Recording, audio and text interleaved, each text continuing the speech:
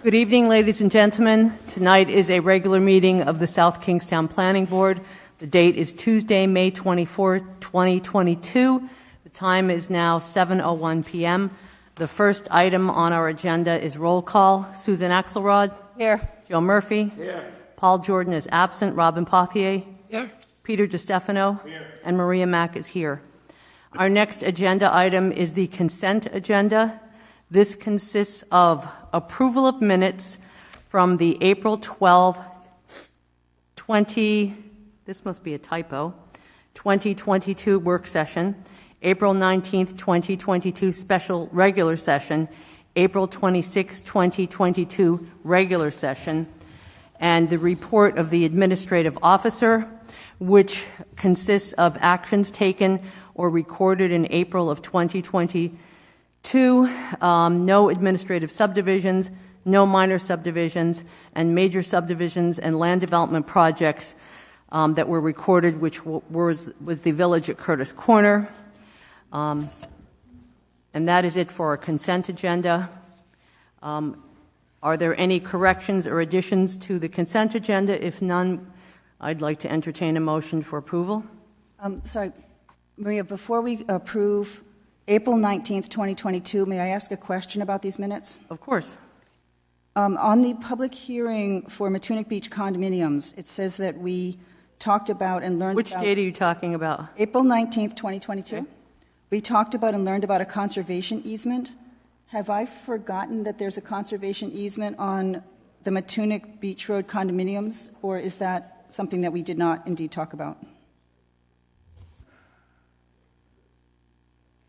This is relative to testimony from Chris Duhamel.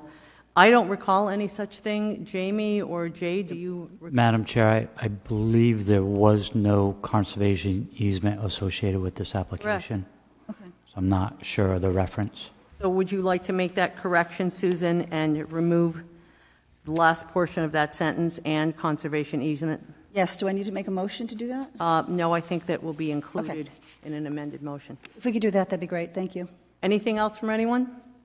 Would someone like to make a motion to approve the consent agenda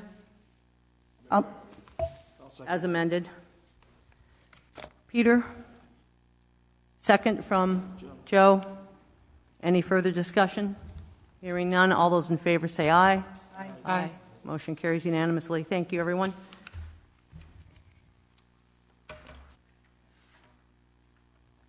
Our next agenda item is a public hearing continued from April 19, 2022, preliminary plan, major land development, comprehensive permit, Matunic Beach Road condominiums. Is there anyone representing the applicant? Yes, Madam Chair, David Igliozzi, attorney from 926 Park Avenue, Cranston, Rhode Island, on behalf of the applicant. As the board may remember, when we were last before the board raised several concerns regarding the landscaping design and some minor engineering issues. Tonight we have a brief presentation from Mr. John Carter to identify those changes. They have been submitted in a revision dated May 11th, 2022, and I believe there was a minor engineering change that will be discussed that was also dated the same date. So if the board will allow, I'll present Mr. John Carter, who will outline those changes in a brief fashion. Yes, thank you. Thank you, Mr.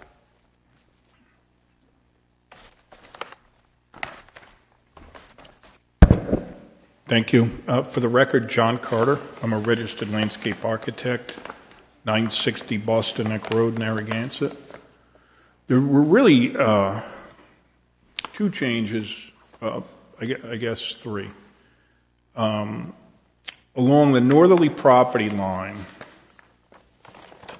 with north being up on the drawing, there's a proposed fence that runs from Matunic Beach Road back to lot 92-2, lot 61. And it's a split rail fence, and the purpose of that is just to prevent pedestrian access back and forth between the properties. After that, we have a privet hedge, and this came about through discussions, input from the board, and discussions with Mr. Rabbit and the developers and myself, and we thought that the privet hedge could be managed at a certain height because visibility is an issue. It is a physical barrier, so it would keep people from walking through it. And so that's what we proposed along the remainder of the property heading in a easterly direction. In addition to that, at the request of one of the board members, we added some additional low shrubs between the Thuya plicata, which are the giant arborvitaes along Matunic Beach Road, and they're kind of planted in clusters, but we were asked to sort of infill the space. We did that with Physocarpus, which is the 9-bark. And the last thing, at the request of or input with the planner, we switched out the project, if you recall, has the tree pits, which are these sort of shallow depressions that the surface water runs into, and there's a biological treatment because of the type of soil they're planted in. We had proposed Amelanchier, the shad bush, and he was concerned about them fruiting, and so we switched them with a red maple, an Acer rubrum, a columnar maple. And again, there's some focus on trying to not make sure we don't block views from the houses to the north. And those were really the three revisions. They're kind of, as I said, based on what we heard at the planning board last meeting, and then in further conversations with Mr. Rabbit. Thank you, Mr. Carter. Jay, could you, for the benefit of the board and the audience, could you show with the cursor the area that Mr. Carter is referring to? And also, Mr. Carter, do you have information relative to the privet in terms of size and number? We do. We have it on in the plant installed. You mean the spec size? Yes, sir. It should be on the plant schedule. I have to see what it is.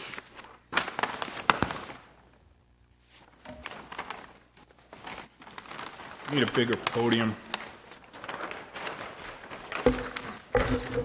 Madam Chair, they're listed as, under the landscape plant schedule, as 4-foot minimum height to start. And there are 195 proposed. Very good, thank you.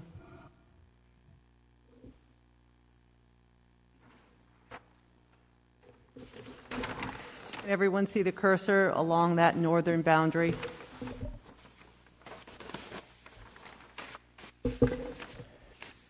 So I believe what Mr. Carter was referencing was the fence that begins here at the property line along Matunic Beach Road, extends east to Lot 61 here, and I believe this is where the privet hedge picks up. That's right.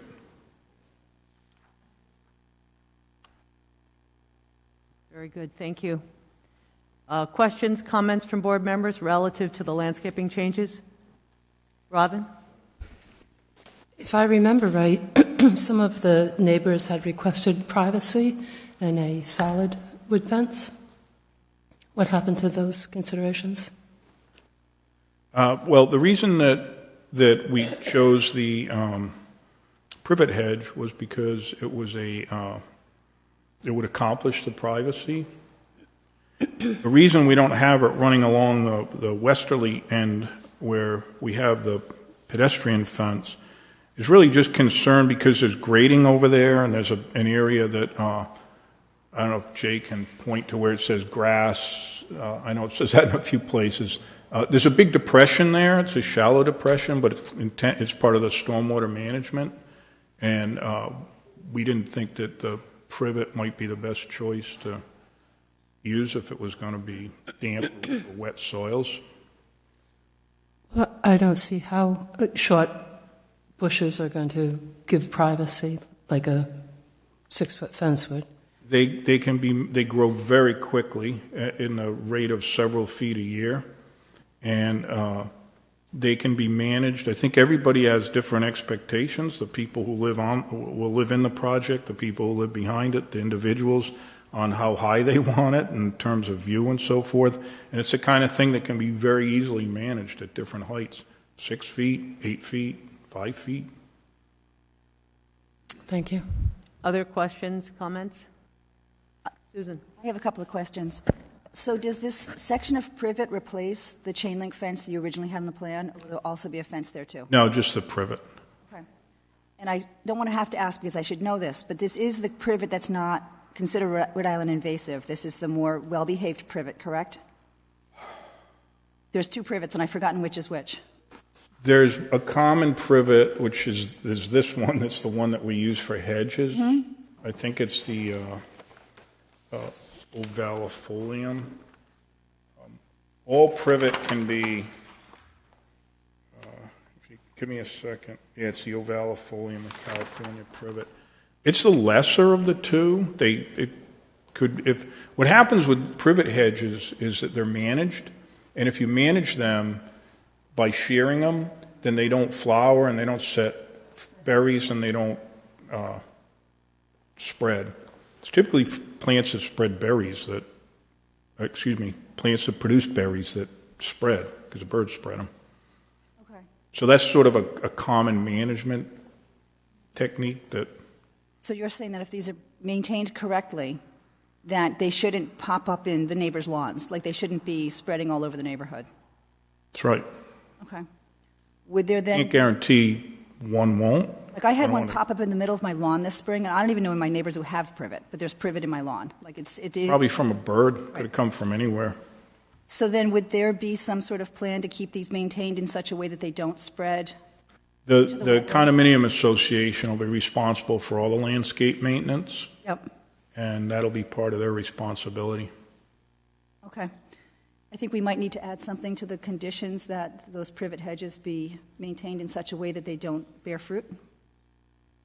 That makes sense? Okay. Thank you. Anything else? Okay. Thank you, Mr. Carter. Thank you. And a question for Mr. Igliozzi relative to other changes that may have been made. I think you mentioned something about engineering changes. There's I believe, 1 or 2 minor engineering changes, and Joseph Duhamel is here to present that. Very good, thank you. Hi, Joe Duhamel with Dupree Engineering, project engineer, office 2 Safford Court, Cranston, Rhode Island. Chris Duhamel couldn't attend the meeting tonight, but based on the revised documents sent to the town, very small change was a bituminous berm, Cape Cod berm was added to the project plans instead of a precast concrete curb. That's the extent of the changes for the project plans that I know of. Any particular comments or questions regarding that? I think Jay's getting to the image so that it Yes. is clear for us. Madam Chair, well, give me 1 second. I can try to get to it. I have the old plan up. I don't believe we received 2 updated sheets. I believe they were included in your packet. I'm not sure if those sheets had the Cape Cod berm on it or not. I thought they were related to the level spreader. Madam Chair, Jamie Rabbit, Planning Director. The Planning Board did receive 2 updated plan sheets that showed details. Those updates were associated with 2. They showed the level spreader, but they also showed a cut sheet on a proposed Cape Cod berm and pervious paver sidewalk. So in front of the condo units, they originally were proposing to do either cast-in-place concrete curb or precast concrete curb.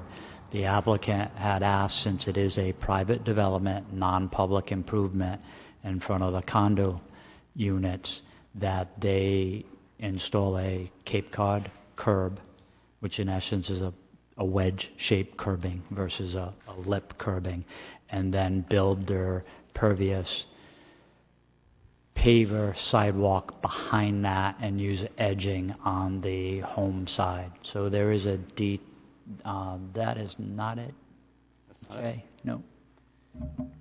Should be to the right, Jay, just to the right where it says pervious.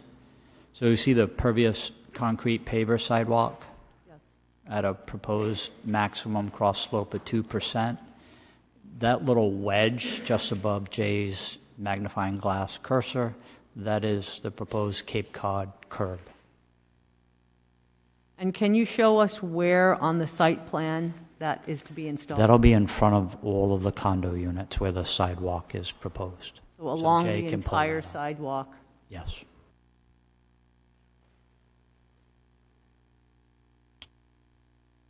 So if you see the 12 units there, Madam Chair, and you see the connections from the front entries to the proposed sidewalk, so it'll be a cross-section of road, then a Cape Cod curb, and then the proposed pervious paver system.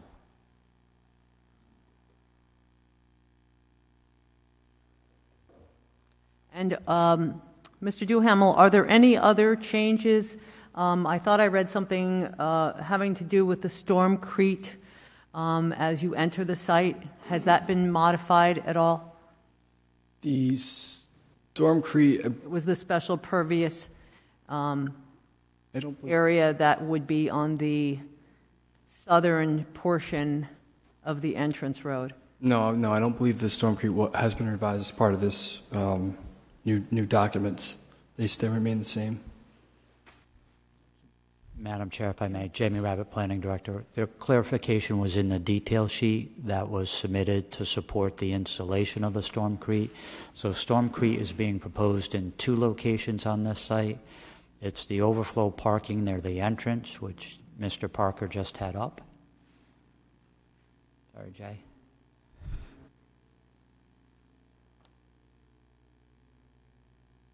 So just on the middle left side of that screen, just above piping, there are proposed spaces. That is the concrete system. That is, it works as an infiltration system. And then the only other location proposed for the site is in the southeast corner, where they're in the turnaround area for the proposed handicap parking spaces and the 3 parking spaces on the east, just below proposed elevation 14. And Jamie, is that 3 spaces or is it 5 spaces? There's 3 striped, I mean, technically there's 3 striped spaces for parking, 2 additional handicap for a total of 5. Where the Stormcrete is, that in essence is the hammerhead section to the turnaround. It's sized so that 2 cars could fit there, Maria, but those would potentially require more than a 2-point turn to exit those parking spaces. They, in essence, could be utilized as overflow parking if the need arose. Questions, comments from board members relative to any of these recent changes? Not necessarily to the recent change, but one of the concerns that was expressed at the last meeting was the level spreader, and if that was not either built correctly or if had differential settlement after the fact, it could potentially cause a problem to one of the properties. And one of the things that I had asked Mr. Hamill for was what would be an acceptable tolerance from one end to the other. And I would like to, so one, I don't know if he expressed to you what would be the tolerance, and I would like to, when we eventually get to the point when we're approving plans, that the tolerance is on that, and that's something that we check with our, after construction, and is specified on the as-built when it comes back to the town engineer. Yes, during construction, we're provide construction administration services to survey, locate, and inspect the construction of all aspects of the design. Okay.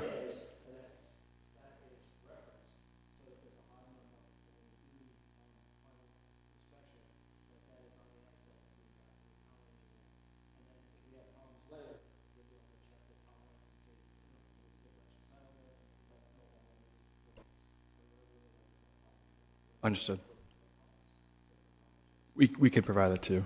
Yep. Yes, agreed. That would be very useful, not only with regard to the inspection that is part of the process prior to issuance of a of a CO, but also further down the line so that it's possible to monitor the effectiveness or lack thereof of this particular stormwater BMP.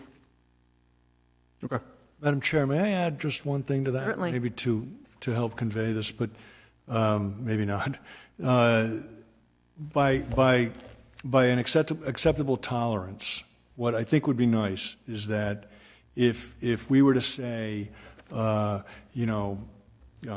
inch up or down or an inch up or down affects in a certain way the volume and the flow coming off that level spreader such that maybe it puts it outside of what is an acceptable design, effectively exceeding the storm rate. So if it were to be up or down slightly, what effect does that have on the storm treatment, post-treatment? Yes, okay. So it may be that, well, if it's an inch here and there, then at least when we're inspecting later on and we look at as-built later on, we can say, well, it's within the range. Correct. Yeah. We know that it's an inch low, but we know that that's not going to affect anything, and the numbers are still going to be good. Does that make sense? Yes. All right. So, Madam Chair, just for clarity, based on the information they submitted, note number 3 on their detail sheet associated with the level spreader, the language says construction of the level spreader where elevation shall be within 0.02 feet tolerance of level elevation 6.25 feet. A certification of construction shall be provided to the town engineer. So that is within 1/4 of an inch tolerance. Okay. There is also an additional note, because I know it came up next month, at the preceding meeting, that the weir portion could either be cast in place or precast concrete, but there will be no end chamfers. I think in discussions with the town engineer, and Mr. Bourbonnais could correct me, that the preference would be cast in place versus precast. I'm sorry. What we've seen on a number of these projects is the use of a precast concrete curb. If we can cast it in place rather than that. We can do cast in place. That's not a problem. Thank you. And also, I think I would still confirm that 0.02 is okay and that we're not going to have any adverse effects from that. I would think 1/4 inch from one end to the other is probably going to be fine. Yeah. But let's just confirm it with the numbers. Okay. Other questions, comments? Robin. Then Susan.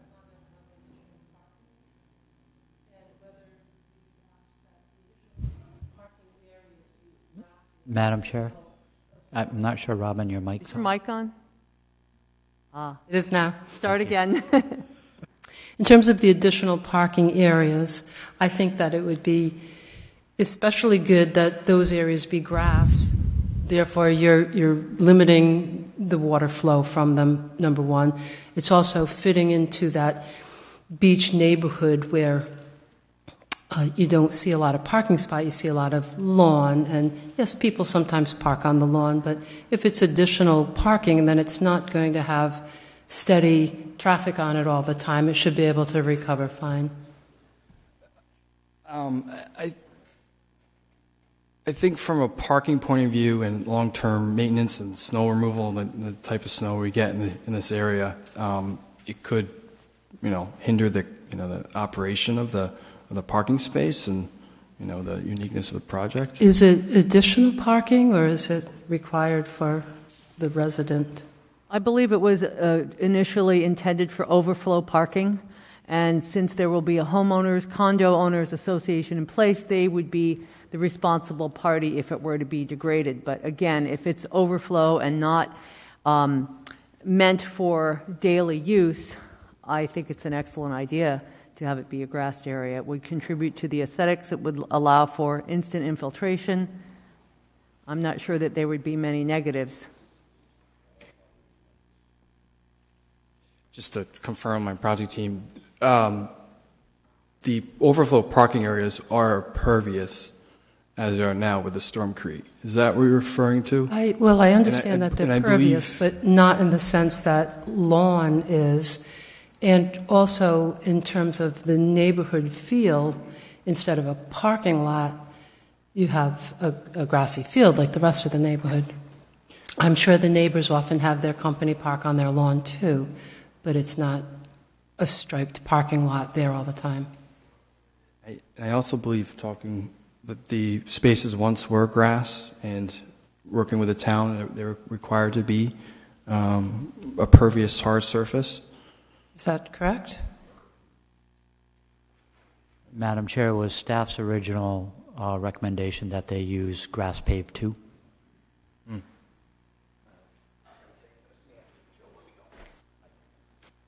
Douglas DeSimone. I'm a partner of this DeSimone.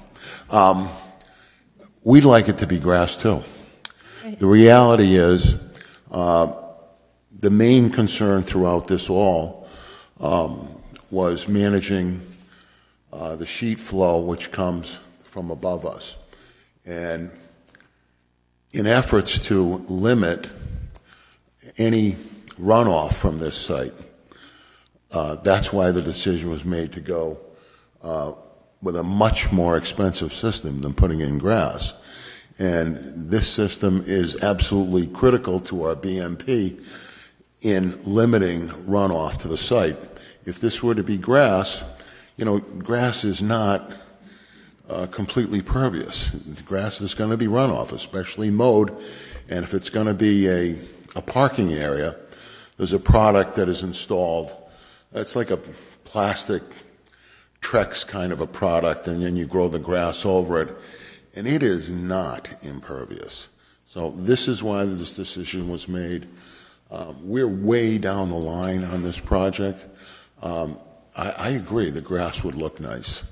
It'd be a lot less expensive for us to build, but it wouldn't be as effective in limiting runoff, and that's what we tried to do, because we think the direction that we got from the town throughout the whole process was to be able to control stormwater runoff to the highest degree possible.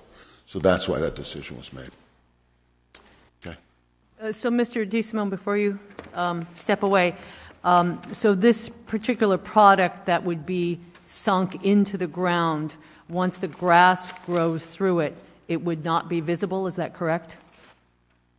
It would look like a grassed area, but it would be able to support whatever weight and allow for better infiltration. I've lost you.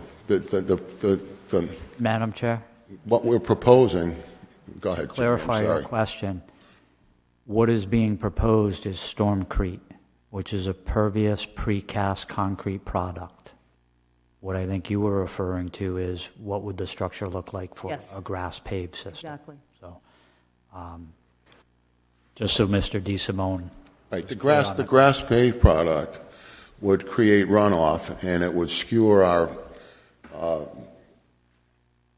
drainage study, which we've spent an enormous amount of time and effort on, and which has been peer reviewed already. So at this point, it's really too late in the game for us to make that kind of change. And the reality is, if that change were made, your stormwater management would not be as good as it is right now as designed. It simply wouldn't. So that's why we made the decision to go to the much more expensive system, because it better controls stormwater. That's what it was all about, quite simply. So the appearance would be that of a concrete-looking surface rather than grass or gravel? Yes, it has a concrete appearance to it. It's kind of a rough look because it's designed to let water go through, and there's a reservoir underneath. Joe can explain it much better than I, but it's actually even got a water quality treatment aspect to it. So it's just it's a far superior engineering design, but maybe not as good aesthetically. I would concede that to you. But throughout the whole process, we had felt the most important thing here was to get the absolute best design for the stormwater management that we could. And just to get a little more information, the Stormcrete, does this have an underground chamber beneath it, or is it simply the makeup of the texture that allows for the infiltration? I'm going to let Mr. Duhamel Okay. answer that. There's a detail on the plan that we could show on page 12.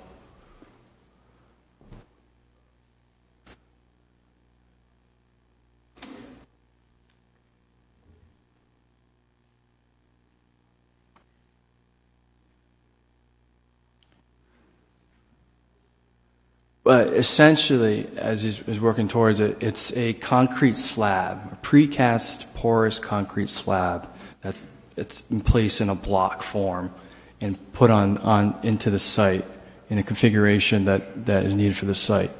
Underneath it, there it is, the top left. Underneath it, there's a certain levels of courses of material to provide the water quality volume, to provide the reservoir volume. There's a gravel section underneath it that provides all that stormwater mitigation for the site. And so to go back to the original site plan where you show the entrance, there are two areas that are destined for overflow parking, the one to the north and then one further east. Mm-hmm. Oh, you went too far. Go back a little. There. And so both of these areas would be this concrete-looking surface. Yes.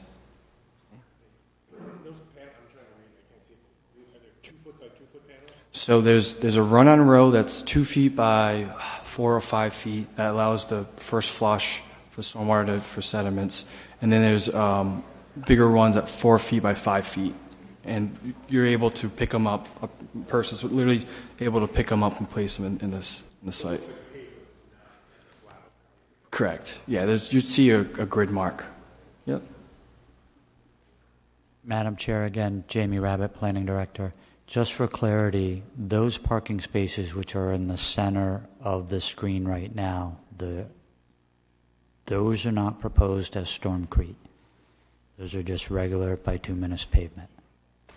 So the only two stormcrete features on the site are the ones at parking bay at the entrance and the turnaround area to the southeast corner of the development by Unit 12. Okay, so the first 12 spaces on the northerly side of the drive would be the stormcrete, and those additional 9 would not be. Is that correct? Correct. And what would those other spaces be made up of? Bituminous asphalt. That doesn't sound like it's a good stormwater BMP. The way that stormwater works is that the stormcrete is situated in the lowest point on both sides, so the maximum flow is treated through those stormcretes. Those four parking spaces in the center have the least amount of flow, but they are directed to that stormcrete. Well, it's just, we do all this work to try to manage the stormwater and improve infiltration, and then we add an asphalt road and additional asphalt parking. It seems a little contrary to the point of it all. And wondering if there's any other material that could be used, because you will see a lot of pavement-looking area between the road and these other overflow parking spaces, which in theory are not designed to be used on a regular basis, since you have the parallel parking directly opposite the condos. It's Doug again. Again, I feel bad for Joe because he got thrown here at the last minute because his father is unavailable tonight. But if you look at the grade here, and I'm not an engineer, so this is going to be in lay speak. If you look at the grade coming in off Matunic Beach Road, we're coming downhill towards an area where we're retaining the sheet flow, which is coming from off-site, and which has, at every hearing we've been to, been singularly the most pressing concern for development of this site.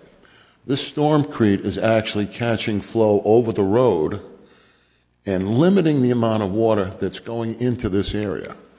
And that has been the most critical part of our design throughout the entire process. So at this point, we really, and this has been peer reviewed by I think GZA was here, I don't remember. Yeah. So that was all done. So that's why the Stormcrete is there. The Stormcrete at the other end, at the east end, that was employed out of, again, and this is working with staff and your engineer and concerns of ours, that we wanted to remain as far away from the coastal feature as possible. There's nothing going on in this site within 225 feet of the coastal feature. So we have maintained all necessary setbacks. So we're handling some infiltration at that end. But there is infiltration. You had mentioned the parking spaces that are across from the units. Those are asphalt spaces, and the water that is shed from them has been accounted for and is being treated under the road, so through injection.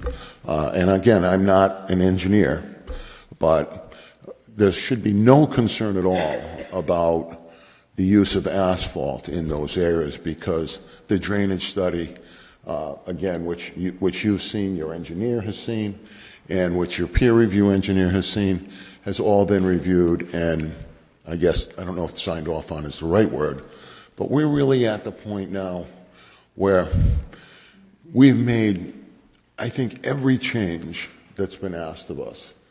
And it's three and a half years in. And at this point, it's difficult for us to change this to grass as much as we might like the appearance of it, because the drainage study would have to be completely redone. The whole thing would have to be redone. It would not be possible then to modify for the 9 spaces on the southern portion of the drive to an alternative material? Which 9 spaces are we talking about? Right there.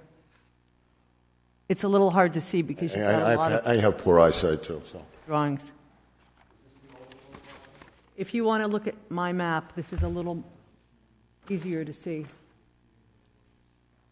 You know, I think it comes from the board being very aware of mitigation of stormwater, and we have areas in town that are TMDL issues, and the more impervious surface you have, asphalt, the worse it is. So it seems like you add this asphalt and then you try to mitigate it. And of course, we're in an area that's an environmentally sensitive area. So again, a combination it certainly is. Can I interject just? Yes, please, Rich.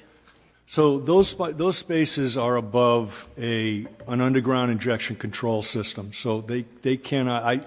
I would say they probably can't be modified to be pervious spaces.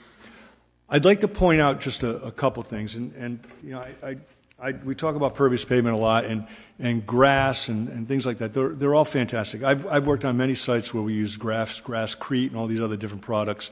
They don't last, and they cause a lot of erosion over time. And I'd prefer to see, frankly, a paved surface, because I think the collection's better. But I just want to point out a couple things, that there are different families, 5 different families of water quality treatment. Okay, they include filters, infiltration, wetted type facilities, green roofs are one, and then swales and dry swales and things like that. Those are the 5 categories. Within infiltration, you have underground injection, you have ponds like basins, you have swales, and you have pervious pavement. Of those, the least performing is pervious pavement. Underground injection control performs better with phosphorus removal and nitrogen removal, of which are important to this area. And I would certainly rather see that. Infiltration basins actually perform the best. Now, we're looking at removal rates of 65% phosphorus, 65% nitrogen for infiltration trench, whereas a permeable pavement is in the 40% range. So pervious pavement's a fantastic product, and I think it's very, very useful when we're dealing with a site that's already paved. So to look at all the roads out here and say, wouldn't it be better if they were all pervious pavement? Absolutely. But that's when you don't have the land to do it. When we're dealing with new projects, every single project we work on in this town and every single project that I've dealt with, and we do 200 a year, little sites all over town, they all require most infiltration. It's a lot of recharge, water quality, things like that. But they're all new sites, so we can ask for anything. But we're not going to require pervious pavement. We do not preclude it. But we asked it be installed properly, and you've seen them. There was a good one up and they did it properly. It's fantastic. So there are places for it, but it's usually great when we are working on redevelopment sites.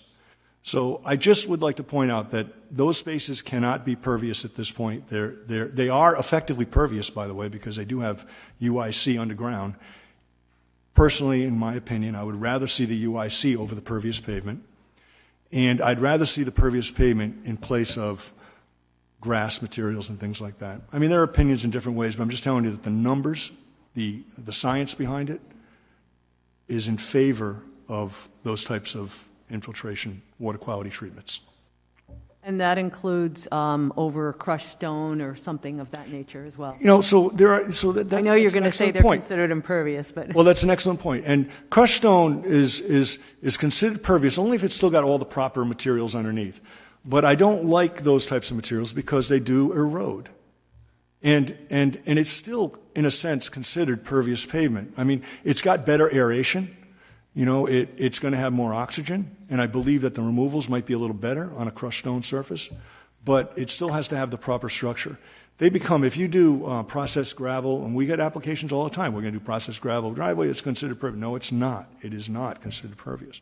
It compacts, it erodes, and there are a lot of problems with it. When you're dealing with vehicles, in my humble opinion, maybe not so humble sometimes, when you're dealing with cars and you're dealing with roads, I always like to see myself a pervious product. I mean a paved product. I think it's just easier to treat in the end. That's all. other questions, comments relative to engineering? I have a quick question. Go ahead. Hi. So the pavers to the furthest to the west, these impervious, are they down below grade of the street level, and that's how they're catching? How are they catching that street runoff? Equal to the pavement grade next to it. It's at the surface, same elevation as the budding surfaces. They think of like beach sand. We're pouring a bucket of water in. This is how that product works. It just takes the water and infiltrates it within the profile. Okay, thank you. So the water which runs toward the west on this site, if it's running down that roadway, will it gather in those parking spaces to be infiltrated? Where will if the water's running down Piping Plover Way, down that hill, where is it going? Is there curbing on one side or both sides? Or it's directed towards the Storm Creek system. Is that what you're referring to? Yes. So there's no curbing there, but it's also not recessed. So it'll be a completely horizontal. Bituminous berm at the edge of Piping Clover. So it would allow the gutter line where just above the label there will force it into that Storm Creek. Sorry. So the southern edge of Piping Plover Way is curbed, correct? Yes, there. There's a curb there that will keep the water on the roadway? No, that's not curbed. That's the high point of the road that would sheath towards Piping Clover. Okay. I don't think I'm asking my question properly. Susan? Yeah. I think Jamie Rabbit again, Planning Director. I think Jamie I translates for me. I understand your question. Right. So if you look at the road on the bottom left-hand corner of the screen, you'll see a little cross and a 00. That's station 00. Jay, if you can go to that on the far left corner. Just to the left of contour 1051. So that's station 00. Just to the right of that, you'll see an X. Yep. That's elevation 10.51. So that's roughly 10 and a half feet. Okay. Just to the south of that, you see elevation 11. So that is higher than the road. So stormwater at elevation 11 will flow not south, it will flow north towards the road. Those Stormcrete units are set at elevation 10 at the gutter, just by station 1.100. So water is flowing from elevation 11 to 10. So it's going from south to north in this situation. Up by Piper Plover, where the private starts, that's also graded to flow to those Stormcrete. That is Stormcrete installation. In the top left corner of the screen, you'll see elevation 13. Then it goes to 12, 11, 10. Those Stormcretes are also designed to take that sheet flow. So the sheet flow off the grass. So rainwater flow falls at elevation 13. It'll flow towards the transformer unit and should enter the Stormcrete before it becomes sheet flow on the road. And that, again, originally staff had recommended the grass paved system, but they incorporated this as part of their stormwater management. So that is taking sheet flow from grass, as well as taking sheet flow from the road and a small area in the southwest corner of this site. So it's acting as a very large catch basin. Thank you for the crash course. Thank you. So I have another question. So right now, much of this site appears to be at the same grade as the actual cottages at Mary Carpenter's. I've never understood how much fill you're bringing in and how much you'll raise the elevation of the land relative to the backside of that last row of cottages on Mary Carpenter. Can you explain that to me? I've never really understood a good answer on how the overall site topography will change in direct relationship to the cottages on Mary Carpenter, which right now I think are right at grade. It's... Mary Carpenter, I'm sorry, that's all the properties to the south, all the cottages to the south. What's that?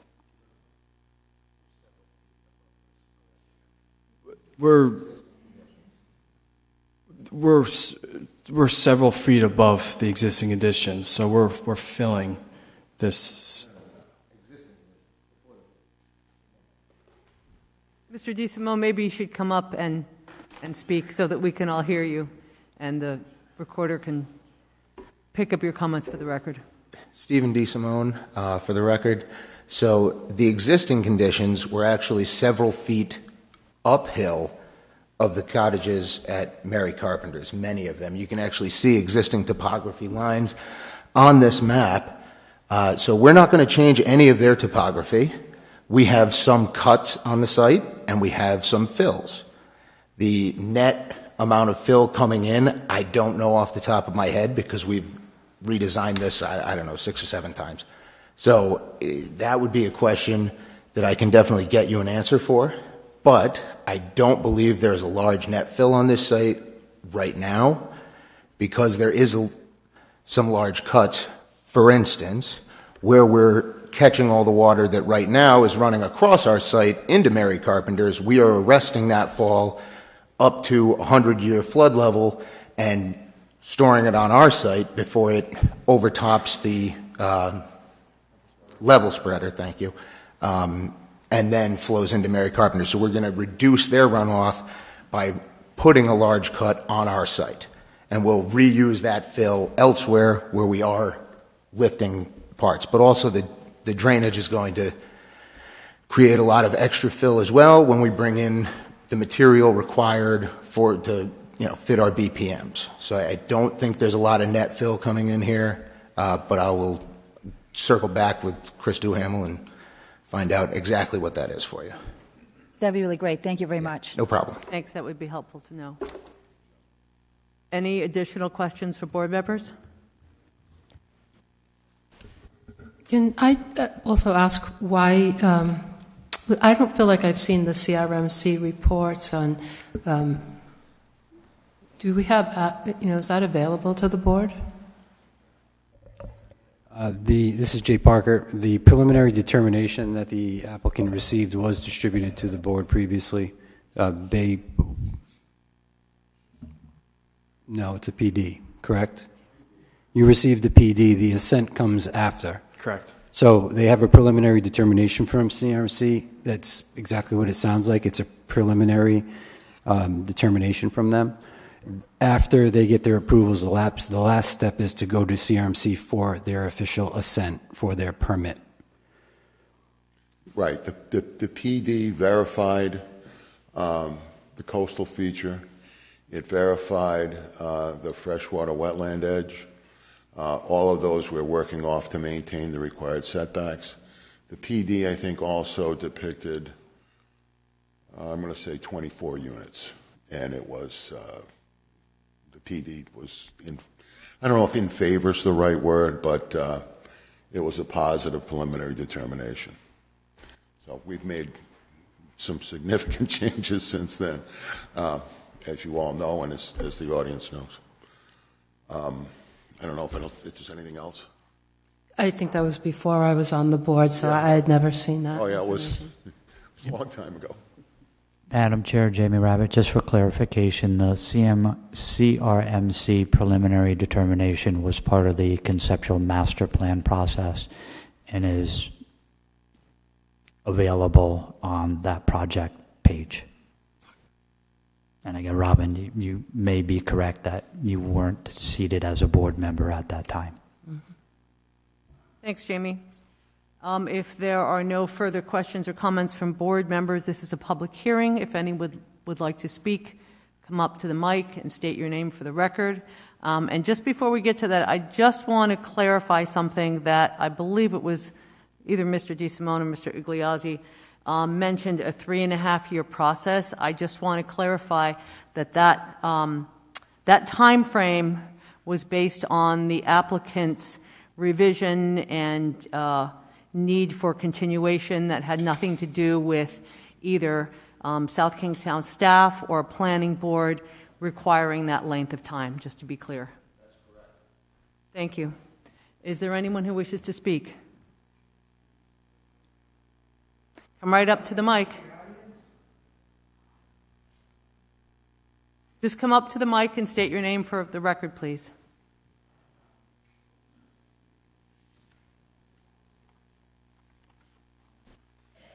John Summers, I live on Holden Road.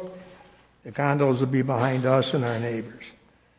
You were talking about putting privet hedge. I was curious. They never said how far it will be from the boundary line.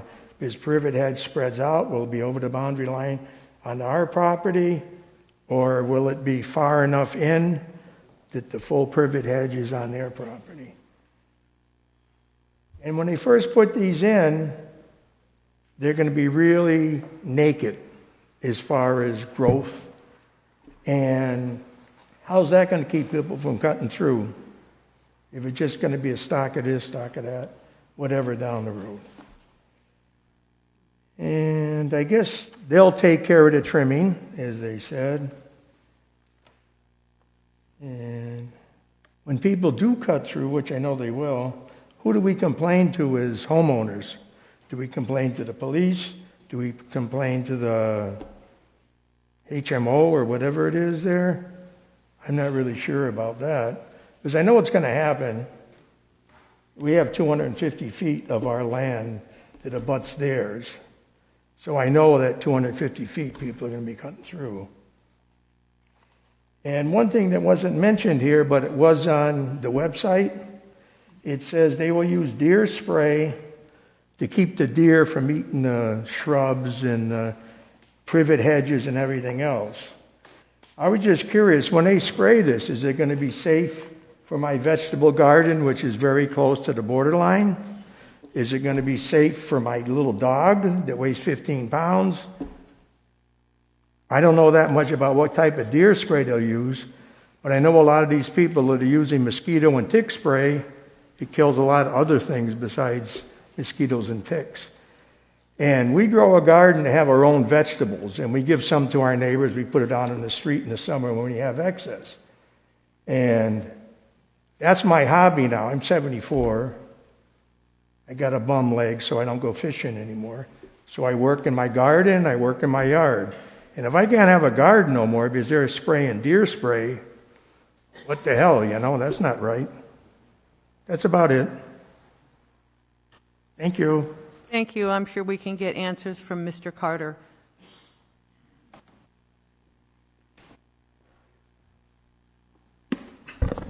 I don't recall anybody talking about deer spray. It was on the website, sir. It could be, but we recommend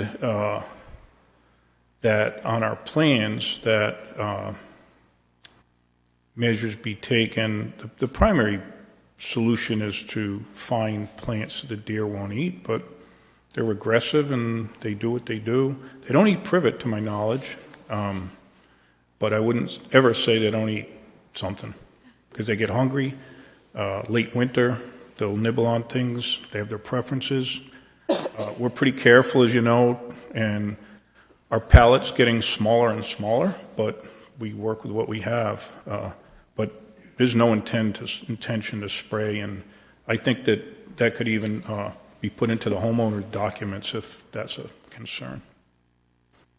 Thank you. Yes, deer resistant rather than deer proof, but I'm very familiar with privet, and they generally stay away from it, and it does grow very quickly, and even though it might look a little weedy when it first goes in, it's a very vigorous shrub hedge. It's a good hedge, and it's manageable, and I think that, yes, we hear from neighbors, we hear from the board members, we hear from the developers. Everybody has competing interests, although we're all trying to get to the same place. And if anything's flexible, the height of the privet certainly is. And in terms of the width and the property line, it would be set in so that it could be a couple of feet, so that it could be maintained at 4 feet, say, in width, and still stay off the neighbor's property. Thank you. Thank you. Actually, before you go, I have a question. Who would adjust the text to the homeowners association to say that these privet hedges or any other buffer will not be sprayed with either the tick and mosquito stuff or any deer proofing? Well, so that a homeowner in a condominium doesn't go out one day and just start spraying the hedges for, I don't know if that's you or if that's a do you ask who condition that we enforces make, that? but that might be a good idea to put that into the homeowners association policy that nothing be sprayed on those hedges that may affect the homeowners. Yeah, that would be acceptable. Yes. Good thinking. Thank you. Is there anyone else who wishes to speak? Why don't we let everyone who has not yet spoken come forward first? Oh, Robin, did you have a question? I'm curious as to the expectation of people cutting through onto Holden Street. Why would they do that? And is that something maybe the town needs to address in terms of, is it trying to get to the beach? Is it there's no way to walk to the beach other than cutting over onto Holden? Any thoughts? Peter? To the extent that is a problem, and I'm not aware of it being a problem, but that would really be an issue for the property owner to address. Obviously it's trespassing, so if they give notice to someone that trespasses on their property, once they give notice, if they trespass a second time, that would be a misdemeanor, so they could pursue that with the police department. They could, of course, try to erect a fence or some type of barrier to prevent that, or they could file a civil suit. So it's because they're trying to get to the beach and they can't get there any other way? If there were people trespassing on private property, I mean, you'd have to be home to be catching them. What if you're at work and you've got a path going through your yard? Yeah, I mean that's a common that's an issue that homeowners face.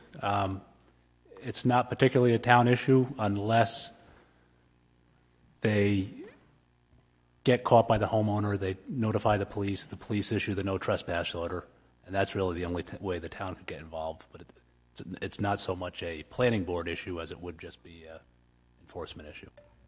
Yes. Mr. DeSimone, did you have a comment? This is just my recollection, but my recollection was at the master plan stage, there was concern on our neighbor's part that once the development was complete, in the summertime particularly, there would be, the homeowners would be having guests, and the guests would then park on Holden Street and cut through their properties to get to the housing that we're creating. So that was the concern, and that was the reason that the fence was proposed, was to prevent that. So that's where that all came from. And that's why there is overflow parking, because there's significantly more parking than is required for this number of units. So that's why we did that. Okay, I think that's accurate, but of course, if my neighbors have a different recollection, this is just my recollection. Thank you. Yes, and I think it will just take a little bit of patience. Fortunately, Privet does grow pretty quickly, and there is more than enough, more than I would like to see, certainly excess parking on site. So it's kind of no excuse. Someone else? Would someone else like to speak? Come up to the mic.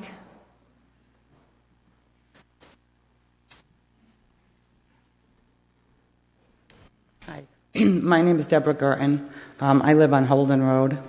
The main thing I was concerned about is my house sticks out onto their property a little bit, my back deck. So the fence that they're proposing, Mr. DeStefano had said he would talk to me about making provisions to give me like 6 feet or 10 feet so that I have to get to my basement. The piece that pops out has my basement door, so if the way the fence is going to come, the fence is going to go right across the door, I won't be able to get into my basement.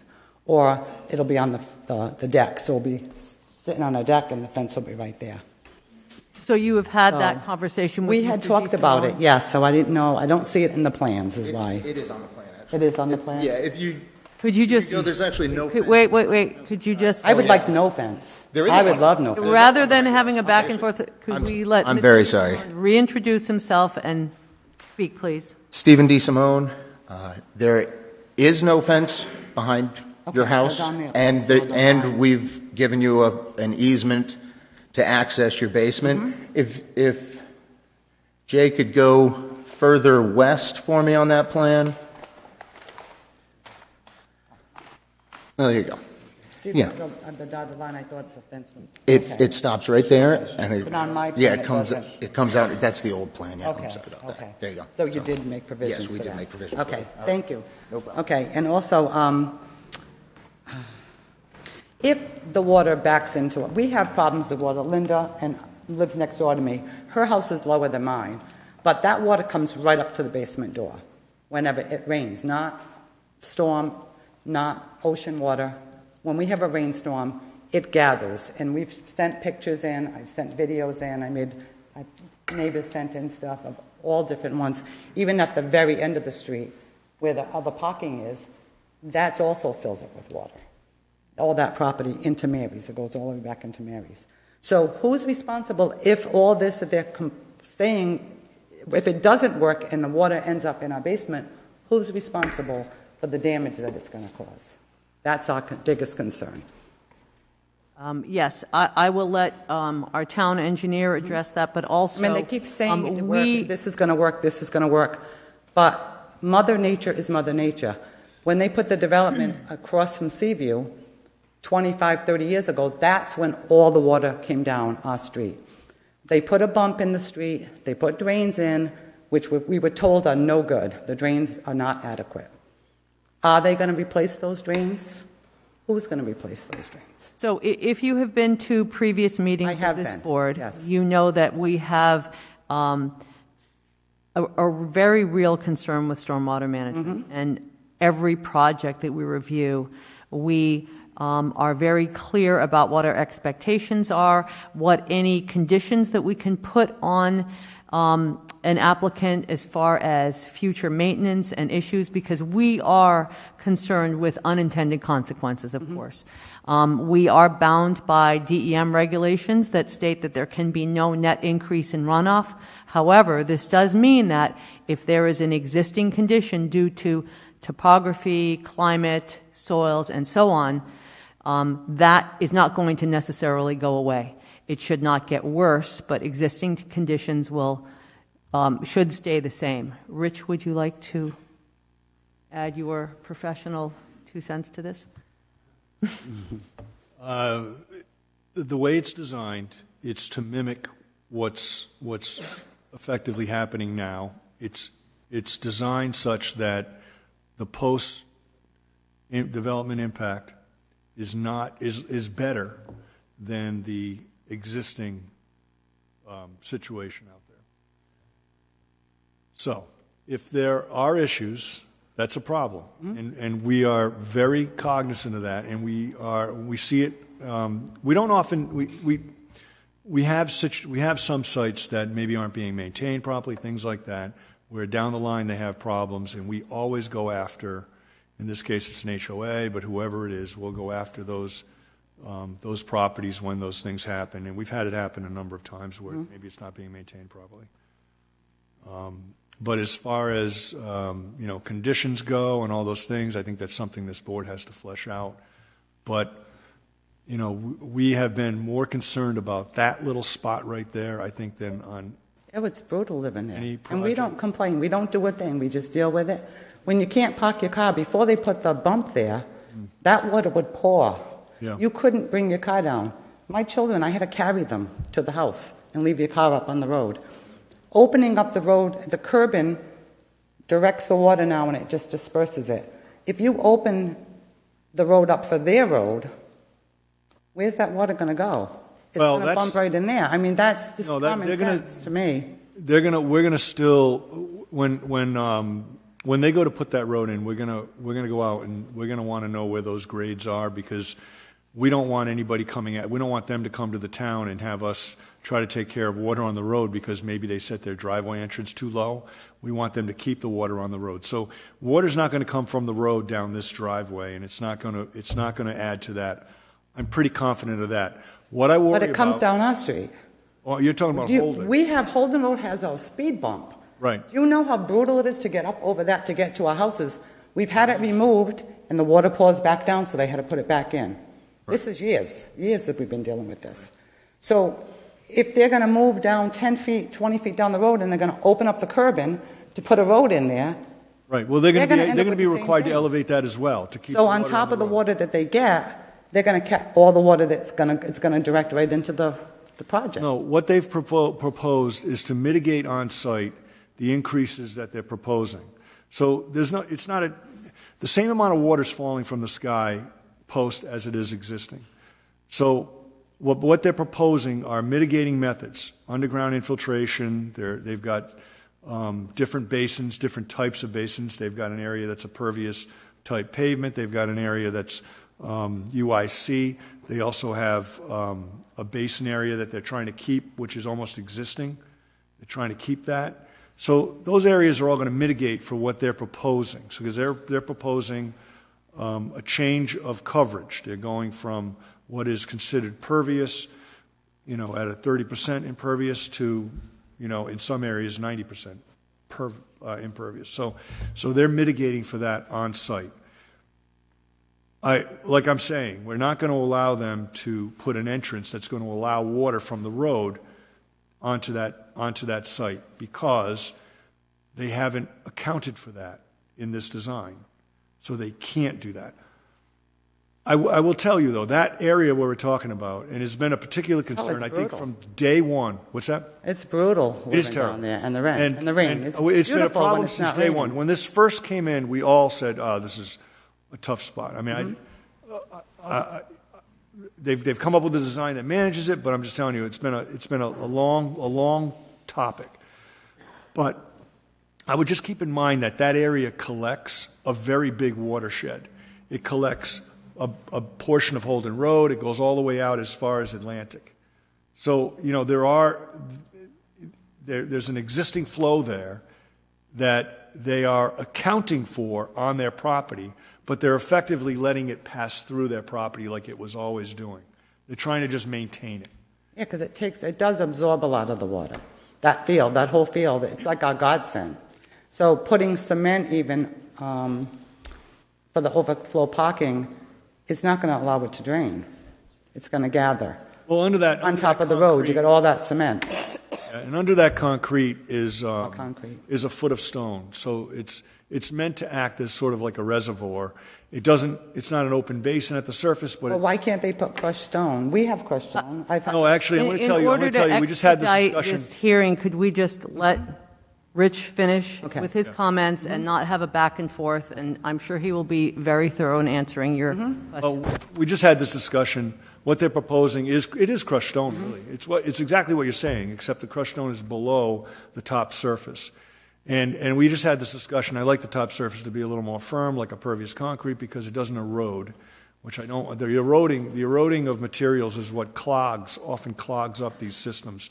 And if the erosion of the surface material gets into some of these infiltration chambers and it gets into even that cleared area that is acting as almost like an existing basin that they're trying to maintain, if it gets in there, it'll clog the surface. The silts get over the surface, and I've seen it a million times at a lot of different projects. In fact, we hold up a lot of projects on their CO because they haven't cleaned the silts out of the basins. But that will clog up the system, and then it won't function at all, and that's what we do not want. So all I can tell you is that what they've proposed is to release the same amount of water that was coming onto the site before is going off the site as in post development. It's even made a little better. This is what the numbers say. I know it sounds comical. I understand, but when you put all these systems in place, they're underground, they're all over the place. Generally, they function pretty well. But we have the same concern you do, and I believe that maybe if the board is inclined to have any sort of condition that maybe leans towards long-term problems, then maybe that would be helpful.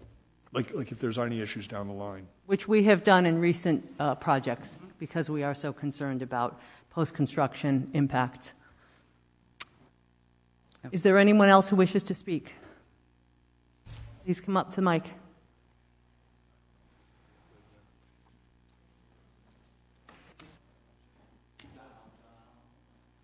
Come right up.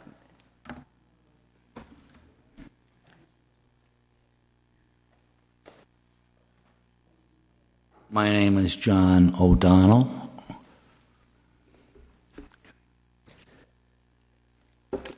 Okay. Thinking about the project, I had a couple of things I wrote down. The first one refers to the project review memo dated March 24th, 2022. So there were articles on that regarding the findings for approval or denial. Refer to letter E, and I'd like to read this to get a synopsis here. We've talked about many things tonight, and I think it'll kind of put everything in conjunction.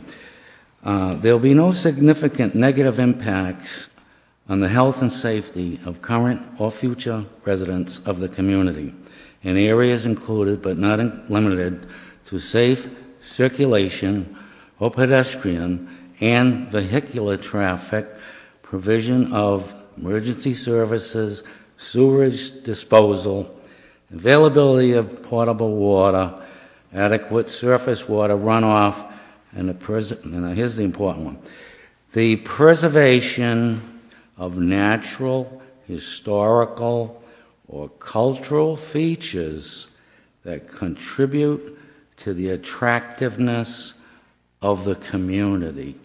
I think that statement sums up that when changes happen, I guess people are affected. I took a walk down Matunic Beach Road last weekend to go to the store. I can't imagine that there'd be a complex in there. So that's my thoughts on it. I have a question, and that my question is, how far from the fence up in lot 52 area to the condos? That's about it. Thank you. Thank you.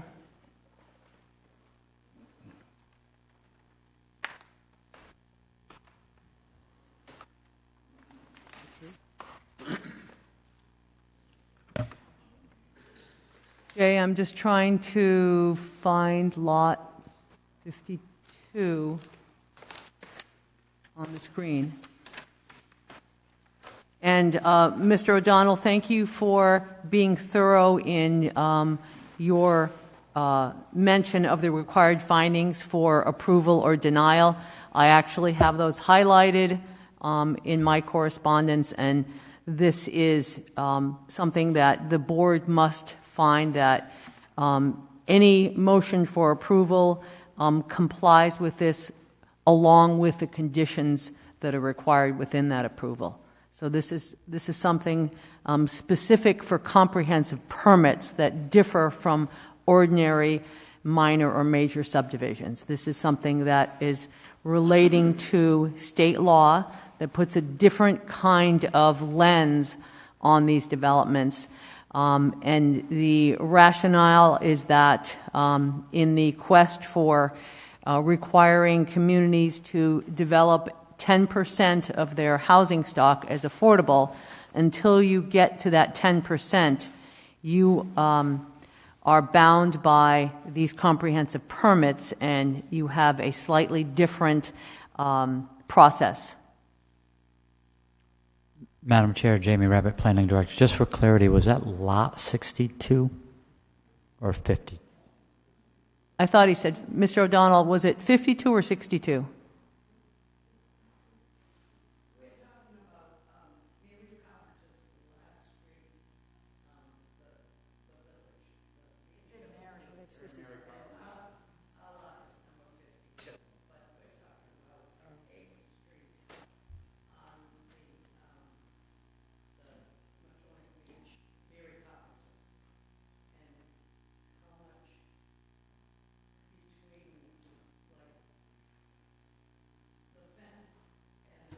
Yes, understood. Jay, do you have that level of detail on your map? And Madam Chair, if Yes. you would proceed, we will do our best to get that dimensional as close as we can. So I believe we're talking about 8th Street here, the back row.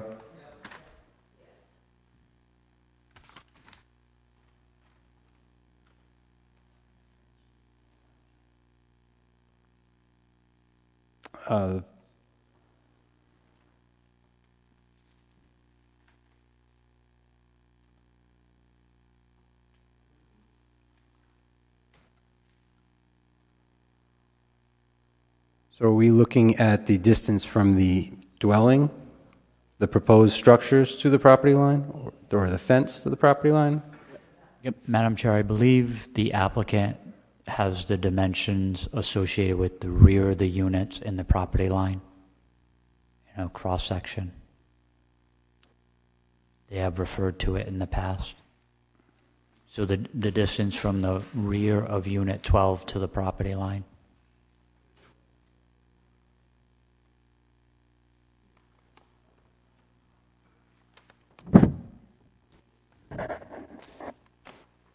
so either one of the Mr. DeSimones or Mr. Duhamel. Stephen DeSimone, for the record. So, according to our landscape architect, he just measured off the plan. It's 20 to the deck? 20 to the decks and 30 to the actual main building unit. Yeah. Thank you. Thank you. And that, for clarification, Steve DeSimone, again, that's from the property line. So take How far is the fence going to be? A foot? Yeah, give or take a foot, so 19 feet, 29 feet.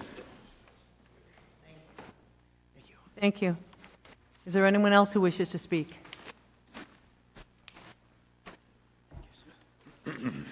Hi, I'm Cliff Du Trumbull.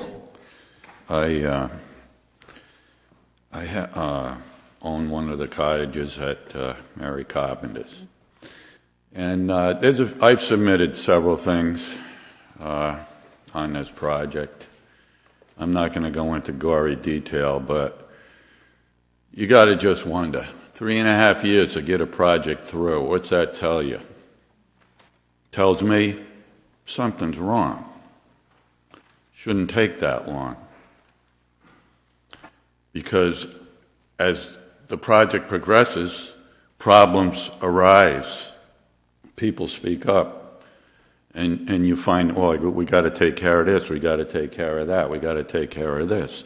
Have we raised all the questions yet? I don't know. Maybe. I guess we've raised most of them. But I want to just point out a couple of things here.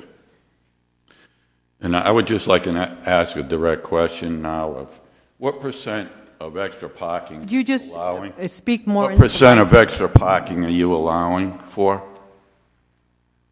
I got to wait until you're done and then Yeah, why don't you finish your questions? And well, then we'll get them you answered. answer that, then I'll continue. Thank you. You're the boss. Okay, Stephen D. Simone again for the record. And I believe we're at 50% over our requirement. I would have to count them again, but I'm fairly certain that's where we're at. We're at about 2.5 spaces per unit. Questions at once, and then we'll get them answered Well, for you.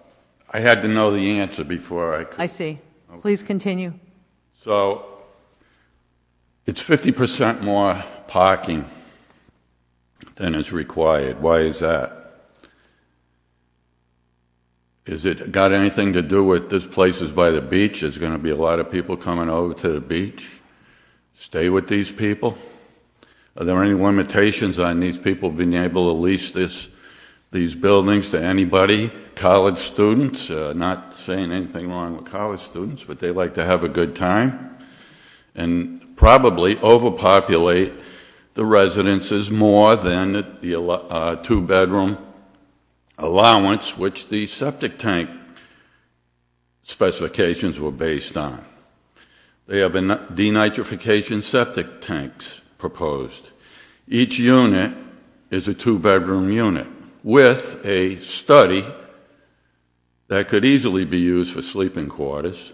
Even if it wasn't there, the way things are at the beach, you sleep in a hallway this way, that way anyway.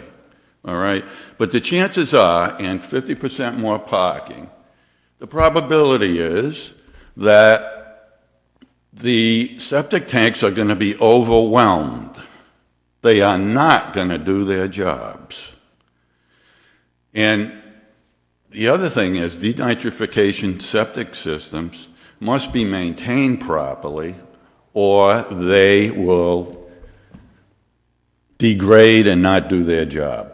But you got two things going on here. One is overpopulation of people for the amount of septic that is available. And secondly, they have to be maintained. And who is going to maintain it? Is this the association that's going to maintain this? And who's going to watch them? And now we have an infiltration underground water system, another complicated thing it sounds like. How does that get maintained? And I understand that they become bogged down and that you have to maintain those to some degree. There's too many ifs here. If this, if that. And the peer review of documents, don't get too put back by that. Peer review does not guarantee anything, and they even say it in their report or whatever. They say, okay, we peer reviewed this. Maybe you should put another couple of plants over here, another berm over there, all right? They're not, and they say in there, we're not guaranteeing anything works. We're just saying it looks okay. But we know over time, systems degrade. And over time, if you're overtaxing the system, like having so many people go there, it's worse. It's worse than just playing by the rules and the system degrades on its own. That's going to happen. But we are in a position here where we're playing with fire. And, it's probably going to go through because of it's 3 years. Maybe it'll get proved in 4 or 5 years, who knows? Maybe it get proved today. But the thing is, we're proving it for the wrong reasons. We should just hold our guns and deny this thing. And yeah, there's legal expenses involved, but who's going to pay to clean up Potter's Pond? Who's going to pay for when the septic tanks don't work and the land is all contaminated in there? And God knows what else. But I just think we're doing the wrong thing. And these guys have put in a lot of work on this project, a lot of money, I know that. And I don't say these words lightly. I just think we're doing the wrong thing for so many reasons that we got to stop and really think about what we're doing.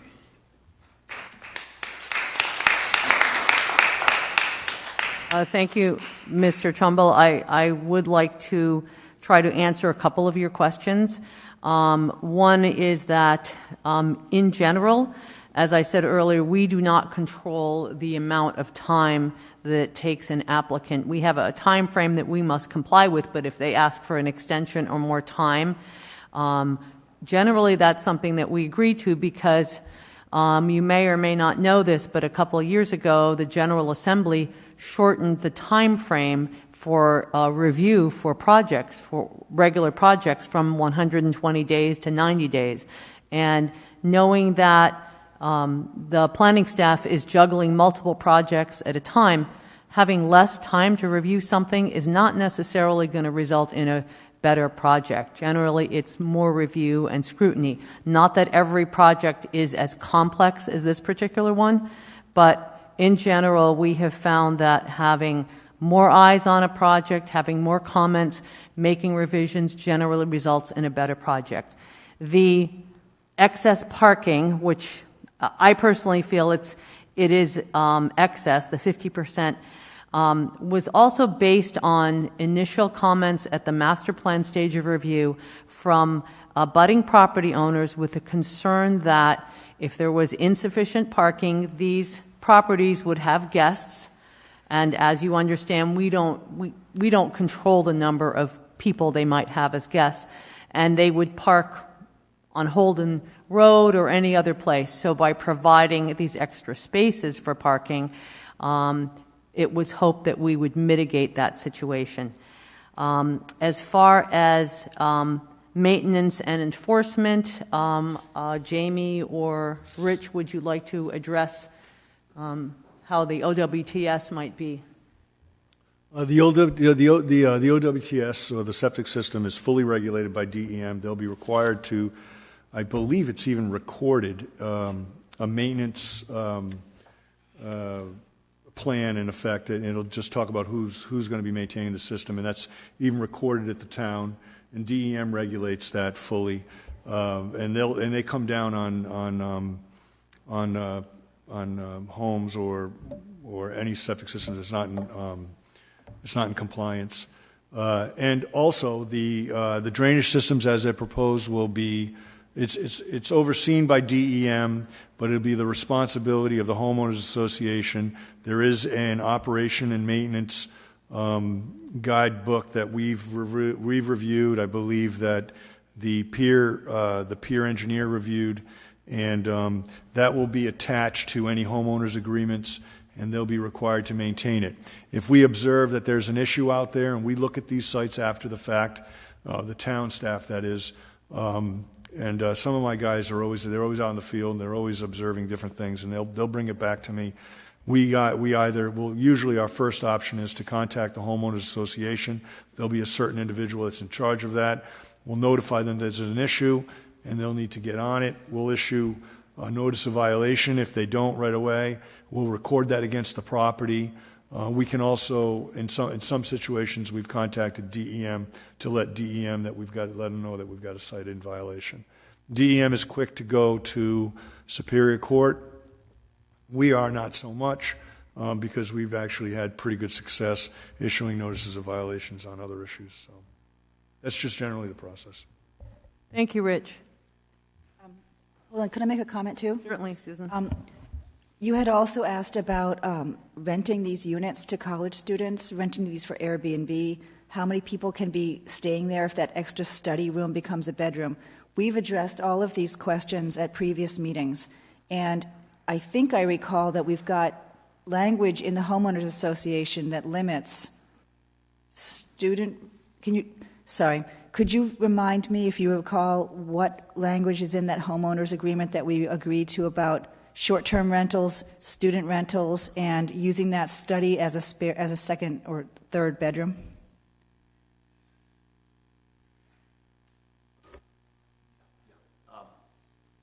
It's Doug DeSimone again. Yeah, the homeowners, the condominium declaration, bylaws, and rules have all been submitted.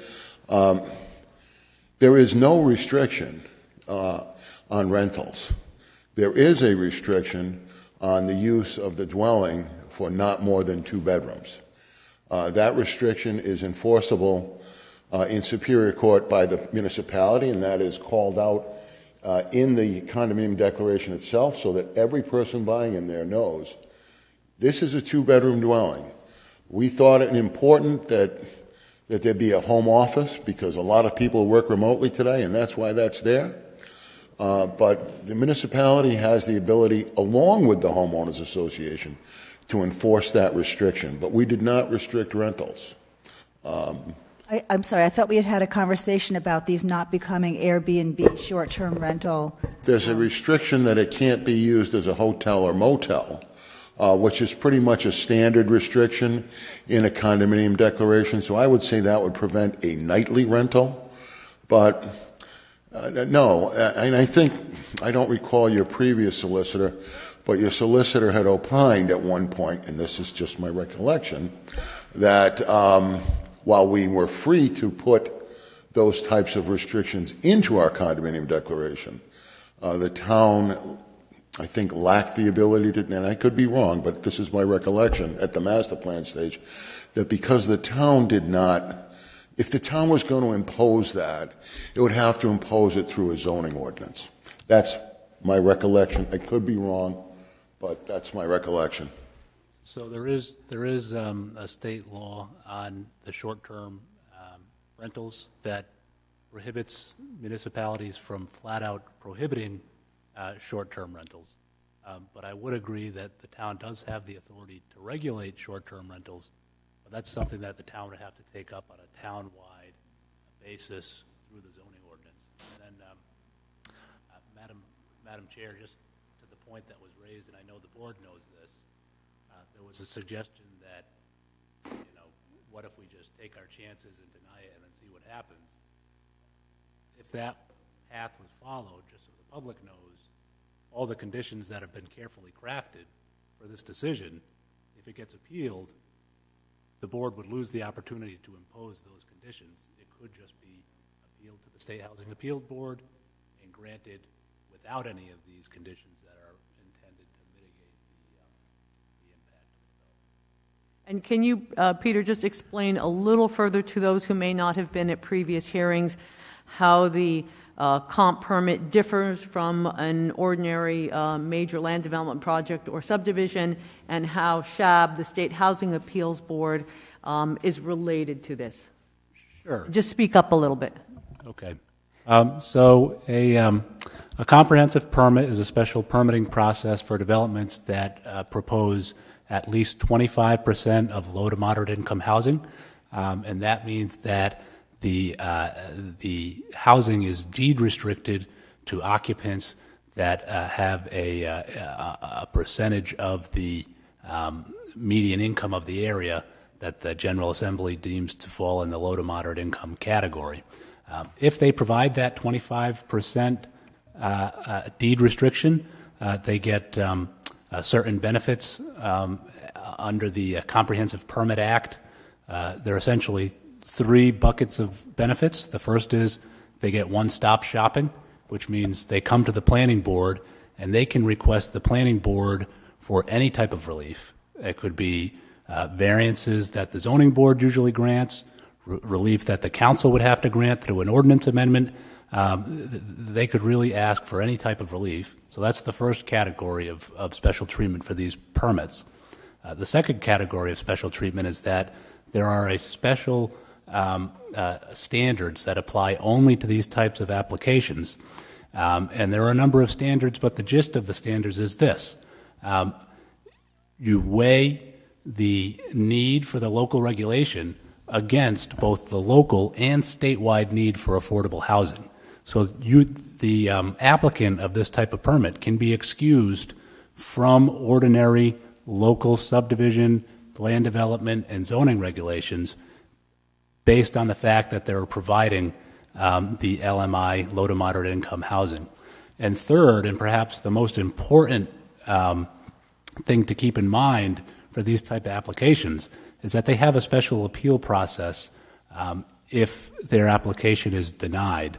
And that is an appeal to the State Housing Appeals Board. Only applicants that file this type of permit can appeal there. And the State Housing Appeals Board looks very favorably on applicants that propose low to moderate income housing, and they look very disfavorably on denials that of municipalities that have not met a 10% threshold of low to moderate income housing. So that's not to say they never deny. For example, I represented a board where there was a Dunkin' Donuts that they attached some low to moderate income housing units to try to put that in a residential zone. That was upheld by the State Housing Appeals Board. But that's really the type of thing you have to look at. That's the type of thing that you'd have to be looking at to deny outright. So really in these type of applications, given the context that you have, the question is, what are the impacts going to be? What are the conditions that you can impose on a decision that would mitigate those impacts? Understanding that in the background, if you force the applicant to appeal, you may get a decision that you don't like without any of those conditions to mitigate the impact. Thank you, Peter. Hopefully that clarifies to those of you here this evening what the board is dealing with in terms of comprehensive permits. We have had quite a few over the years, and we understand how important it is to create conditions to try to mitigate what an applicant may ask for. And as Peter said, they can ask for double the density, triple the density, and this is all related to this state law with regard to affordable housing. Please, sorry to make you wait. Thank you. Jean Summers, 55 Holden Road. Since my husband and I are impacted the most, we live there full-time, we don't go to Florida, and we love our backyard. We asked for a 6-foot-high stockade to block some of the noise and headlights and trespass. And first it was a 4-foot-high chain link, and now it's a privet hedge. I think I remember when we were kids and we had jeans on, we could cut through privet hedge like nothing. We really love our privacy, and we'd like to have our serenity preserved by having a 6-foot-high stockade if possible. And that's all we ask for, 250 feet of 6-foot-high stockade. Thank you. Thank you. I know that's something that was discussed at the master plan stage of review. Anyone else who wishes to speak, please come up to the mic.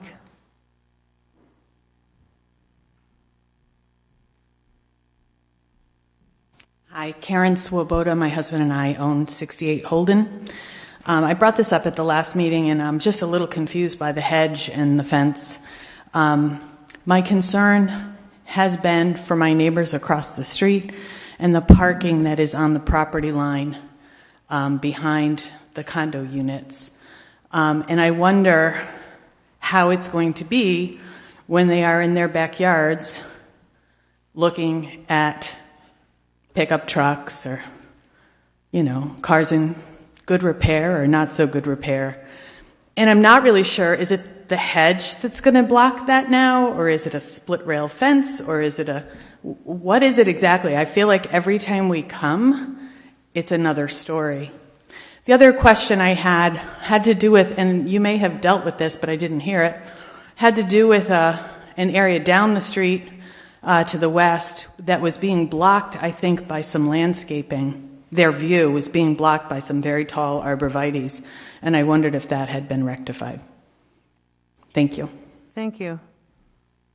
Jamie, is this something you can answer in terms of the arborvitae? And I think Jay can demonstrate where the fence is relative to the hedge. Thank you, Madam Chair. Again, Jamie Rabbit, Planning Director. If I understand the question correctly, there was concern, I believe, at the entrance and their safe sight line and safe stopping distance.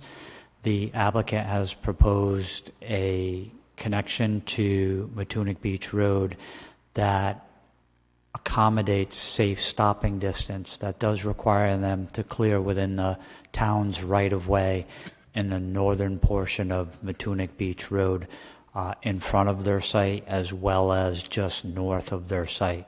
So there is planned removal of existing vegetation, which should improve the sight line of their proposed road, as well as the sight line on Holding Street as it exists today. With regards to the privet hedge, you've heard testimony this evening from Mr. Carter that the intent is to maintain it from 6 to 8 feet. Most vehicles are about 5.5 feet at the roof line. So if you have a 6-foot privet hedge in the backyard, that car should be well screened the majority of the year. Even when that privet hedge drops some vegetation, over time that privet will be between 3 and 4 feet thick. So there's a substantial amount of woody growth that also will not be a physical barrier from sight, but it will screen the view of that car.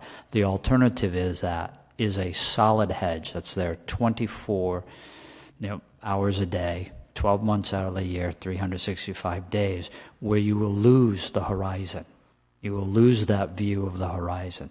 This is an attempt, in my understanding of the landscape architect, to screen that view, but also allow the abutting property owners to still see the sunrise and the sunset versus having a large growth of arborvitaes that could grow to 25 or 30 feet tall, where you will lose any opportunity to view the Atlantic Ocean.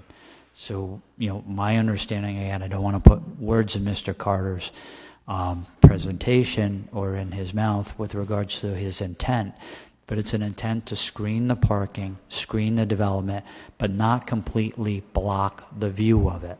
Because to block the view of it would be blocking the view of all the homes on Holden Road as it relates to the horizon and your potential to view the ocean. Thank you. My question about the arborvitae had nothing to do with the entrance, but it was down further, kind of as the road went in. I'm not sure exactly where it was, but I do remember at that meeting some discussion about the fact that they didn't need to be arborvitaes there, and that they would try to look at an alternative so that the view of the people on the western end of Holden Road would not be obstructed by those. So, Jamie Rabbit, Planning Director. For clarity, just above Piper Plover Drive on the screen that is being viewed right now, there were a few proposed arborvitaes in just north of that. It was actually, can I butt in? And those have been removed and substituted. Yeah, it's further to the east of that, but yes, those were taken out. And they were removed. Thank you. In response to that, we put some low shrubs in. Thank you. One last comment. I'm a big Joni Mitchell fan, and it really feels like we're paving paradise and putting up a parking lot. Thank you.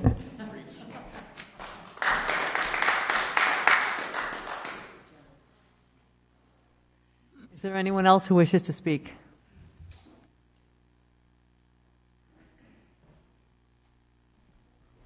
Good evening. Don Hazard, 21 Holden Road.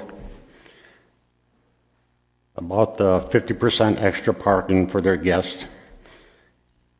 Supposedly, he said that they're afraid that people park on Holden Road to go to the beach. No tow zone, that'll take care of that problem. Cars will be towed parked on that street. So that took care of that one. The fence, they're going to plant them, probably they're going to be a foot tall. Going to take 5 years to reach 5 feet high. So for 5 years, I got to look at condos and have no privacy. Just put the damn solid fence up. Thank you. Is there anyone else who wishes to speak?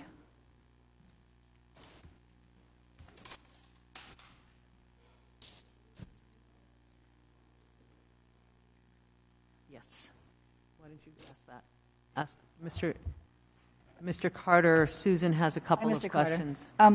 Because the question keeps coming up, would you be able to clarify the size of the of the privet as they're installed, and the spacing of the privet as they're installed, and where in the timeline of construction you'll have them installed? Thank you. The planting plan has details and specifications for the installation, size, and so forth of the plant. So if the project moves forward and is approved, that stuff's all sort of codified in the approval, so everybody's on the same page and they can't come back later and say they weren't installed properly. We've proposed them at a 4-foot minimum height to be planted. 4-foot minimum height. At planting. Okay. So at planting, they'll be higher than maybe the hood of a car. Yeah, at 4 feet they would be. Yep. And do you recall the spacing of how far apart they'll be planted? I don't. There's 195 of them, which is quite a few. We typically put them at like 30 inches because that's sufficient to make a solid hedge. I can try, if you give me a second, to... And 30 inches would be from the center to the center? Correct. Okay. Yeah, so that doesn't mean there's a 30-inch gap. Yes. Okay. I can try to measure off the plan. We usually draw them the way we're intending to plant them.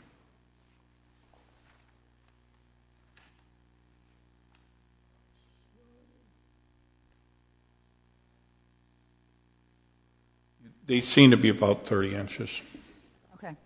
By scale. So if you're putting them in at 4 feet, then as you put them in, the gap between each shrub would be potentially 18 inches, not a very large gap as they start? Yeah, hard to say. Okay. I don't want to make a representation, but, these grow really quickly, and it won't be 5 years till they'd probably be 5 feet or 6 feet within the first growing season. And if they are 30 inches apart, they typically would be touching each other solidly within certainly a couple of growing seasons. And lastly, I think I recall from an earlier meeting that we talked about putting these screening shrubs in on the earlier side of the construction so that they'll get a jump start in growing as we do the rest of the construction. Do I recall that correctly, that these privet will be installed almost one of your first projects to get them started? It's as you know, the landscaping is usually done last, and that's typically because of all the activity. And after you obviously got to do some things first. You have to do the grading first, all the land disturbance. In this case, you're probably going to have to put some foundations in and so forth because there's not that much space. It doesn't have to wait until it's all done, but I don't want to represent that they can go out there and plant those today. They need to clear the site and grub it, grade it. Excavation requires overdig, where they digging beyond where the limit of the digging is and so forth. I don't know how I can promise a time and a time frame. I mean, I think it would be in their interest to put them in sooner than later. Is that something reasonable to put into the conditions that within a reasonable, as early as reasonably possible, because of so many neighbor concerns about that, their view, that this be done on the sooner side rather than the later side? Is there a way to tactfully put that in the conditions that we not forget that we try to do that as soon as we can? I'm not sure if that's too ambiguous or not. What I was going to suggest, and Mr. Carter will remember his input on the ministerial farm project, whereby we added specific criteria and a requirement that the landscape architect of record would be in the field as far as when the installation occurred, and would provide a narrative that would have a positive impact on the planting. And as he referred to the planting, not so much in terms of the time frame, but it's the preparation and the quality of the preparation of the site that has the greatest impact on success or failure of something like this. Issues such as compaction, soil quality, drainage, and so on are all issues that landscape architects deal with on a regular basis. So it seems to me that conditions could be added that would enhance the ability of these shrubs, hedge, to not only be installed properly, but would ensure their healthy growth rate and survival. Are the privet likely to be bare root, or they will be potted 1 3-gallon, whatever? They'd either be balled and burlapped or containers. That would be. But to your note on that, so first of all, when was Ministerial Farms? Like 25 years ago? No, not that. Probably 10, 12. And because it's a scenic roadway, there was... I kind of remember what you're talking about, but that had a lot to do with protecting the existing vegetation and the mountain laurels and so forth. But the level of detail is something that I think could be replicated. On this site, I think to accomplish what you're trying to accomplish, and it's not uncommon in other communities either, that they require that the landscape architect basically sign off at the end, and not just say, yeah, it's there, but, that it was installed per plan. Our plans have planting specifications, talk about the depth of planting, the planting soil, and, the whole installation process. So I don't need to stand there and watch a landscaper digging a hole and putting a plant in the ground. But if the developers, typically happens is the developers say, hey, John, we're putting in can you be out on this day? I go out, exactly. Look at the plants, I make sure they're putting them in the right place, they're putting them in right, and I go, fine. And then when the project's all done, we literally do go out and count. We take our plan and count everything. We've done it here, I think, but a lot of communities require that. Yes, that's say, yes, what I they're all had. there. Yeah, they all look like they were planted right, and yes, and sign off on it. Yes, exactly. Thank you. Comments, thoughts from board members? I would like to get back to what Susan mentioned about the rentals. I seem to recall, and I think, Joe, you even read it out loud at one of the meetings, that there would be no rentals. It's really important that these people are living there. They're good neighbors. It's going to be important that they're good neighbors. Now, am I mistaken, and maybe that only applied to the LMI units and not all of the units? I don't have the contract with me. Do you remember that, Joe? So the way I recall, we looked at the homeowners association agreement, and it didn't specifically call out that they could not be short-term. It was more in reference to the way Mr. Simone. Move your. It was more in reference to the way Mr. Simone described it, that it could not be used for other than residential purposes and could not be used as a hotel. We had discussion about Airbnb and college students and et cetera. And my understanding is that what Amy advised us was that we have to be careful because we don't have provisions that prohibit it anywhere else in the town. However, if we felt it was appropriate and was justified, it was something that we could put in as a condition of approval if we could articulate why it would be specific to this site. I don't think that the board had come to any conclusion, but rather left it for discussions at this final meeting as whether we should have it as a condition of approval, and if so, exactly what that would look like. Yes, that's what I recall as well. Peter, do you have any thoughts with regard to any kind of conditions that we could apply? Sure. So I guess the first point I'd make is that with regard to the LMI units, they would be owner-occupied because they would be deed restricted. Yep. Have a monitoring agent that would make sure that the people that occupy it qualify to occupy. With regard to the other units, you can't really address the form of ownership.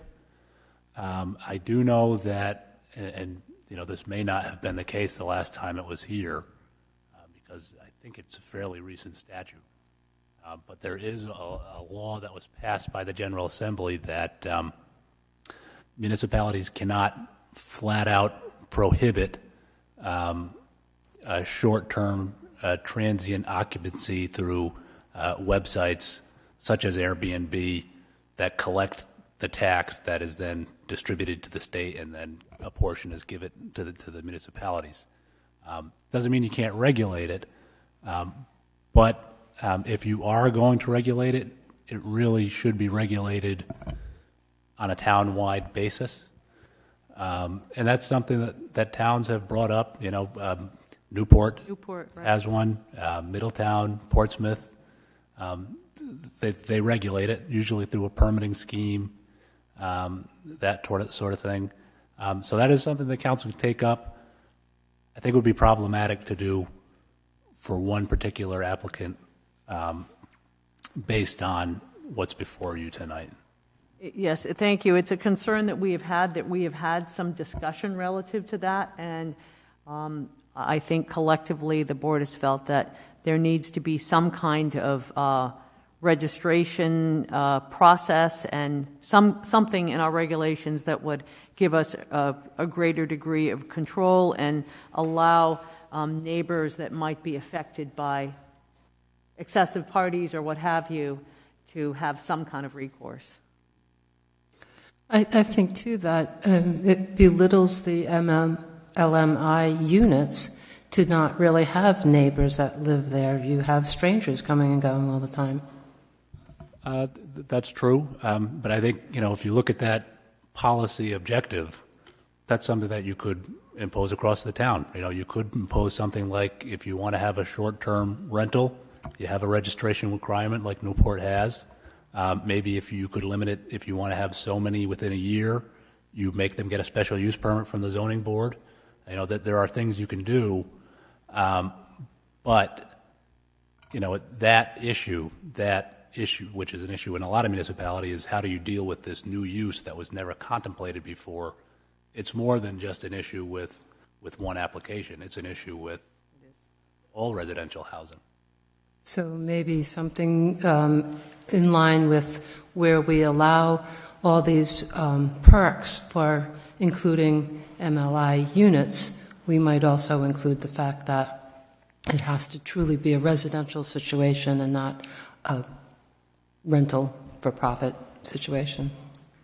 Well, they can always rent it for profit because, no, I'm sorry, not the LMI. No, not the LMI.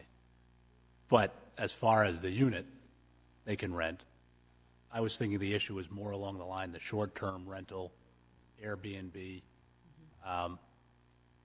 And I think that's an issue you could take up at a workshop, maybe with a draft ordinance to send to the council. But I think that's the better forum to address that rather than on this application at this point. If I could, I just want to add and put a little perspective, a different perspective on it. As Peter said, any type of regulation like that would be would have a much larger umbrella and impact more than just single properties or certain parts of town. It would be town-wide.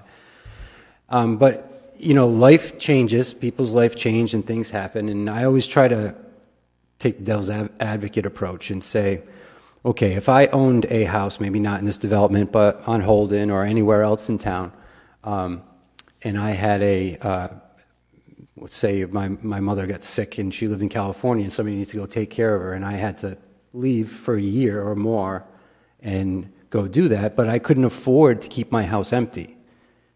Anyone would want to preserve the right to be able to use their home and rent it for a short period of time, ensuring that it's going to be there when they come back. So when we talk about more regulation in that sense, we kind of have to look at the ancillary impacts and who else would get impacted by that. And I think, at least for me anyway, when I look at it in that perspective and you try to look at it from both sides, it makes it more complicated, but it also makes it a more understanding that there should be a limit as to what's too much regulation. When do we start impacting more than we really intend to? And it's definitely, I agree with Peter, it's definitely a conversation that's much bigger than tonight or anything that you guys would be able to contemplate this evening. Right. There's a lot to consider, and I think one thing to think about is however you strike that balance, you wouldn't want to strike a balance just with this property while the neighboring property is free to do something else entirely or no regulation at all. Other thoughts from board members? We have until June the 14th on this project. We have had, obviously, some minor revisions between last month and this month. So this is obviously a well-followed project. It's a complicated project. And just the nature of it being a comprehensive permit requires a great level of detail. So I think that two things. One is with regard to the public hearing. We can close it this evening, or we can keep it open until the 14th, but the 14th is the deadline for us, so a decision would have to be made by then. I think it would be worthwhile, given the fact that we do have some draft language, for us to discuss our thoughts with regard to this project, conditions that we think might be appropriate or not, and again, have that conversation. I think we've reached the point in time where that should occur. Joe? I would propose that we close the public hearing and move on to have discussions on what potential changes we want staff to address in the conditions. We have a motion from Joe to close the public hearing. Do we have a second? Second from Peter. Is there further discussion? Hi, I'd like to consider keeping the public hearing open only so that folks can ask questions about our final, when we get together for that final time. There were some questions that came up tonight, simple things about, fencing and buffers, that I would like the public to be able to ask if there are questions that come up, and maybe not a long extended all-nighter, but I guess I'd prefer to allow the public one more opportunity to ask questions about this project. Jamie, were you going to say something? Just, Madam Chair, again, you have a motion and a second, and I understand you're discussing. I think the question is do you feel as board members that you have adequate information and that the public process has been given the opportunity to provide testimony and comments significantly enough for you to make a decision and incorporate anything into your motions? You've received a number of comments over multiple nights of public hearings. The issue with what type of fencing has been a subject for multiple meetings. It'd be my opinion that if it was continued, that subject matter would remain an open topic because there would be varying opinions based on where people presided as it relates to the development. One neighbor has testified they want a fence, another has testified they want vegetation, another has testified they don't want any fence. So you have 11 abutting properties associated with this. So I think it's an open question, but I feel that you, as a board member, have sufficient testimony to attempt to address that as a board as it relates to what you're allowed to do in your regulations. So. Thank you, Jamie. Any other comments? All those in favor, say aye. Aye. Aye. Nays? Nay. Does it need to be unanimous? I'm waiting for Robin. I would say that it's probably wise to close it, actually, and because it gives us the time to work on the conditions. Thank you. Motion carries. Generally, we take a 5-minute break at 9 o'clock. It is now 7 minutes past. So the board will take a 5-minute break and then return to deliberate on thoughts with regard to any conditions for this project.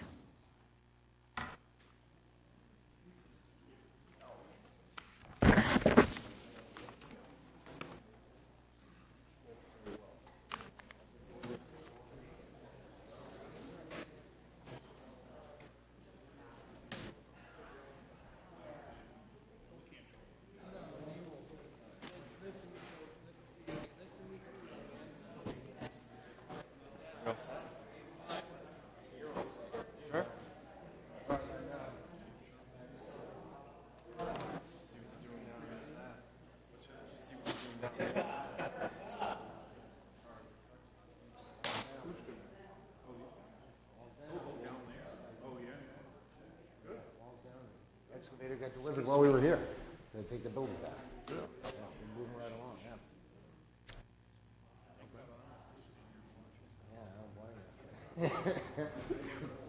By the way, I had a nice time with your son over at the pizza pig out there.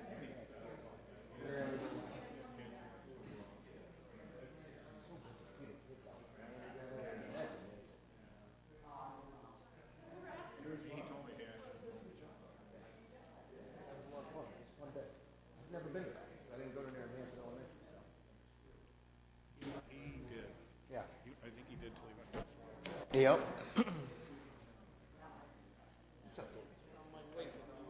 Of course you was.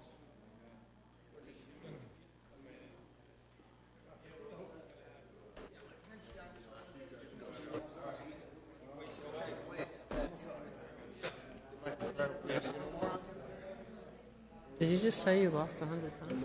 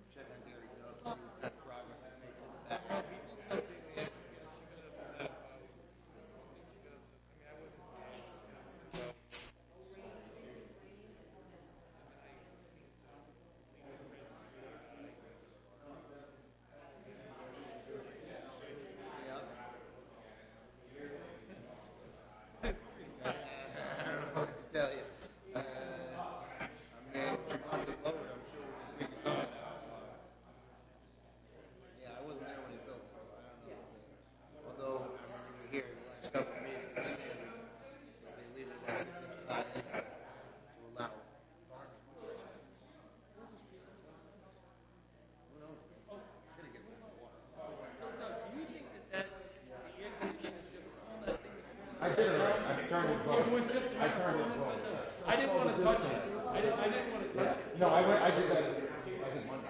So maybe I went out to Sunday. I turned those, so it should be working.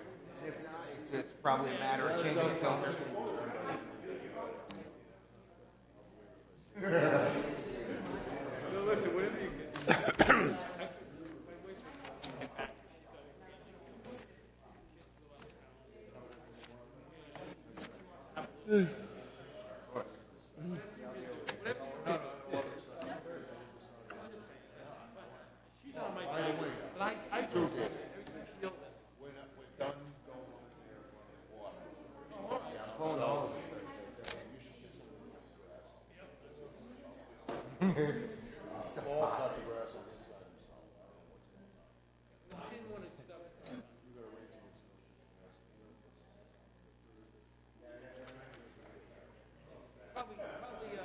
That's like out of the work, and I gotta get.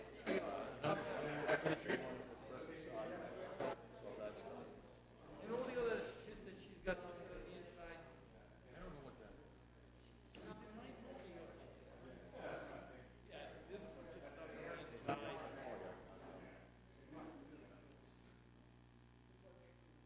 Okay.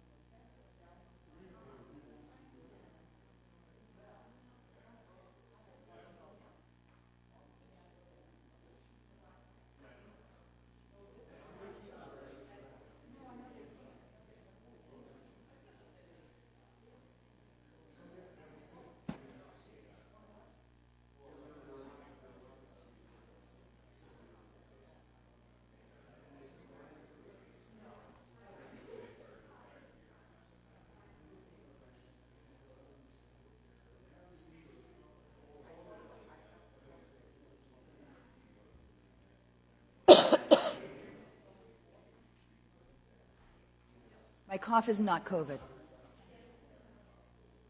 Honest engine. I've had 83 tests and a PCR. I caught a virus. I went dancing at the Ocean Mist with my husband for our anniversary, and I came home with a cold. So there you go, but it's not COVID.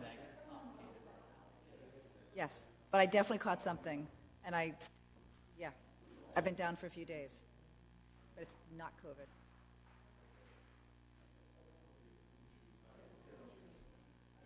And it serves me right for going out of my house for the first time in 3 years.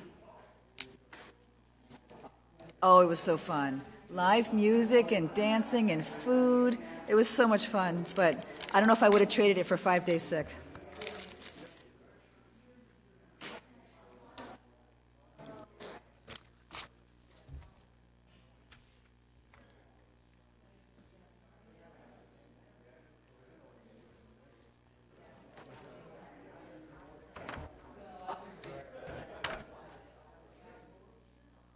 This has been a tough one.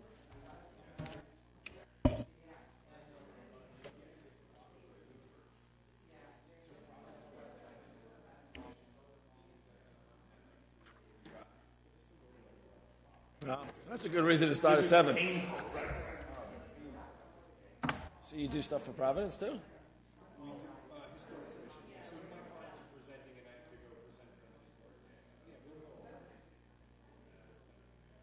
Do you do a lot of work up that way? Really? Wow. How do you just, just the payroll, just keep track of that every week and... It's not my job. Yeah, but still. You're constantly chasing money, I'm sure.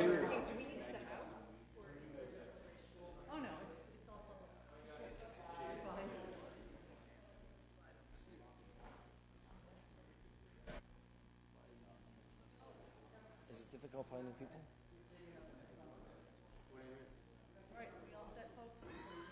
That's me. I take summers off. I like that. That's good. Continue on. The board has returned from their 5-minute break. And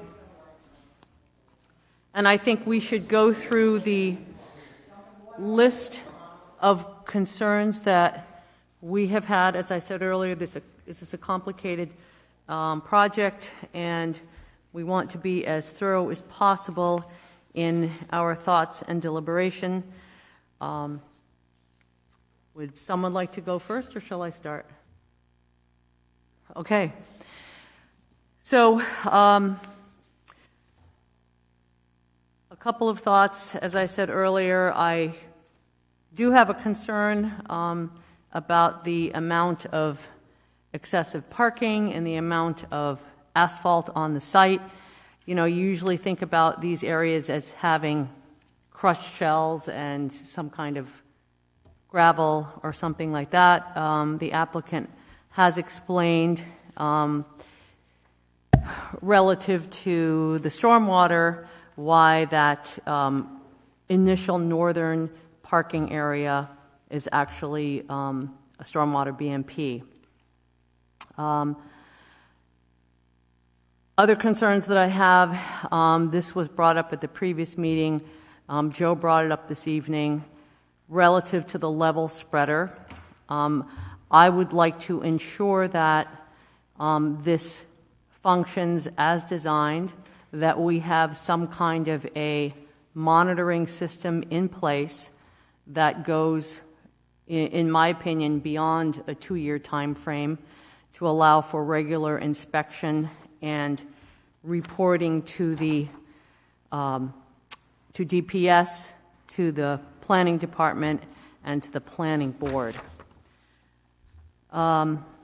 Other concerns that I have are at master plan. Those of you who were on the board will recall that I was very concerned with the hydrology of the site, and at the time my positive vote for the project at master plan was based on the fact that we would have a peer review, which did occur, and it was GZA, Geoenvironmental. Some of my concerns with regard to the language in their comments. So they did review this as it relates to the DEM regulations. However, there was language in their report that did not necessarily give me a high degree of comfort. And perhaps this is generic language that every consultant may provide. However, language such as no warranty expressed or implied is made, GZA does not and cannot represent that the site contains no hazardous material, oil, or other latent conditions beyond that observed by GZA during its study. They make no warranty that any response action or recommended action will achieve all of its objectives, or that the findings of the study will be upheld by a local, state, or federal agency. They have comments related to the subsurface conditions and the soil conditions. They also have a statement that the observed water table may be other than indicated in the report. They also, with regard to compliance with codes and regulations, refer to possibly contradictory interpretations. They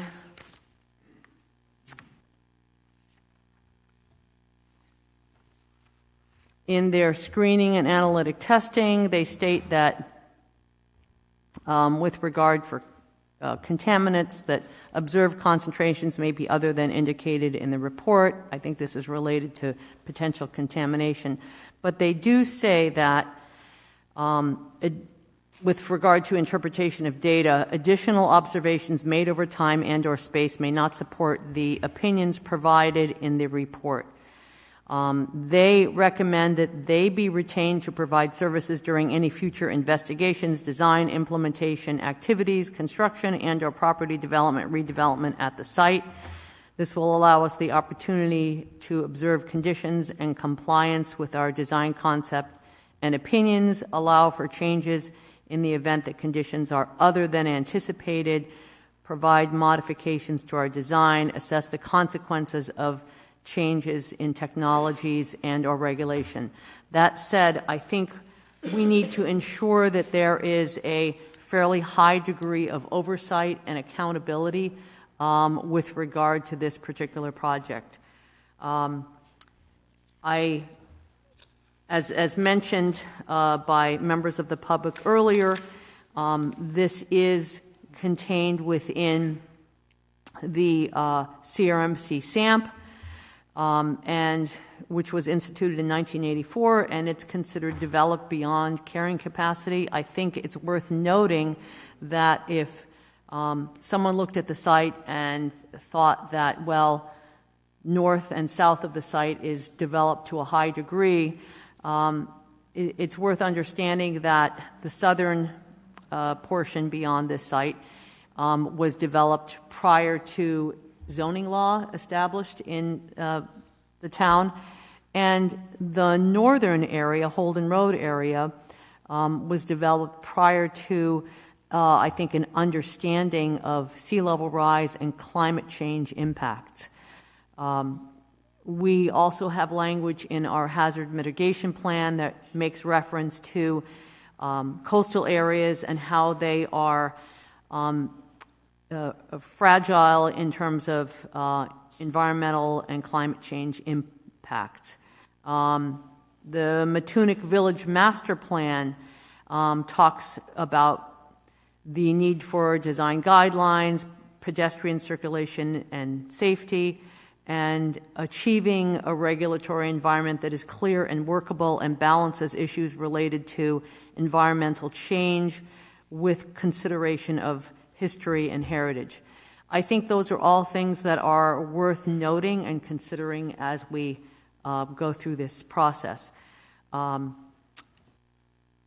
Again, I think we need to be specific as to our rationale for any requirements that we might add to any motion. And I think that having language in this with regard to the need to protect our vulnerable coastline is relevant. And as we know, it is not just sea level rise that's impacted by climate change. It's the increase in storm events, the flooding. We have had many discussions about the 100-year storm. That is not necessarily the 100-year storm any longer. It's more frequent. So I believe that these issues should be stated, whether legal counsel feels that they belong in findings to help support any conditions that we put in a motion, or whether they should be a separate paragraph at the beginning of a motion. So and also the required findings that must pass muster in terms of a vote to approve. The proposed development is in compliance with the standards and provisions of the municipality zoning ordinance and subdivision regulations, and or where expressively varied or waived local concerns that have been affected by the relief granted do not outweigh the state and local need for low and moderate housing. This is something that's in every comprehensive permit.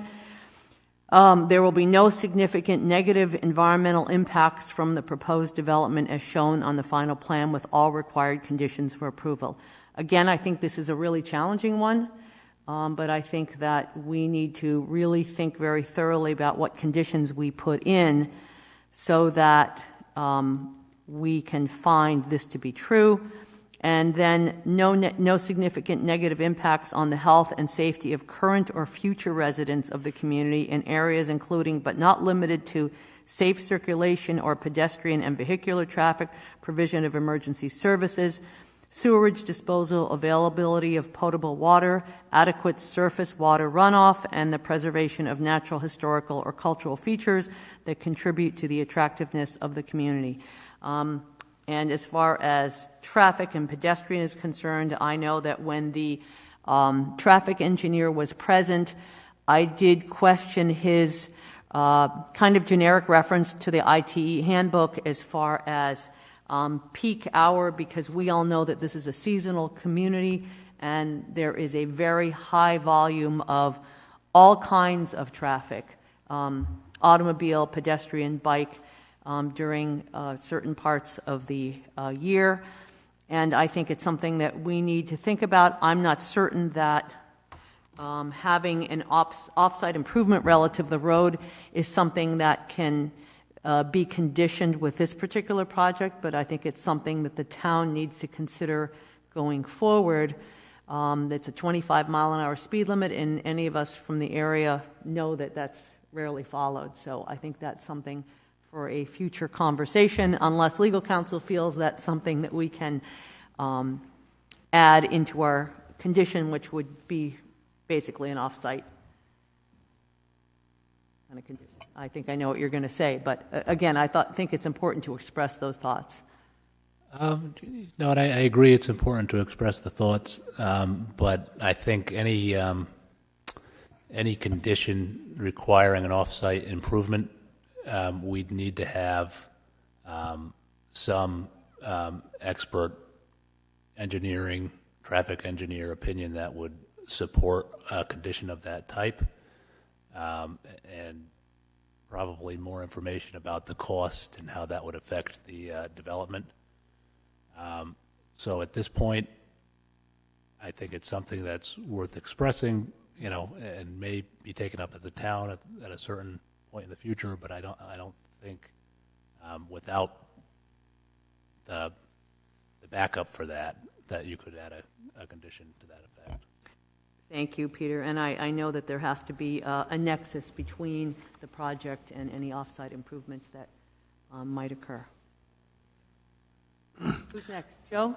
Sure. My overall concern is that we're pushing the limits of this site relative to the density, that being the number of units, the size of the units, and the number of bedrooms. With that said, the number of units has pretty much been determined at the master plan stage. I know the applicant has proposed that the HOA have a restriction relative to no increase in bedrooms. I guess I'd like to see if we could strengthen that by putting it in the condition of approvals and/or maybe even a possible deed restriction that would prevent any increase in the footprint of the structures and the number of bedrooms in the future. So even a HOA change couldn't change that. So that's one thing. The second thing is, obviously, the biggest concern, at least for me, was the drainage. And normally we would have the applicant's engineer submit a plan showing that the post is not going to create any worse conditions than the pre, and then have that verified by the staff. I think in this case we went further than that, and we had an independent peer review. And then in addition to that, at least proposed now is having an engineer on site and then submitting a document saying that it was constructed as designed. And then lastly, having a monitoring agreement for a period of 2 years, at least that's in the draft here. So I think that all those things come at a cost, and we shouldn't take them lightly, but I think that in this particular case, they're well justified.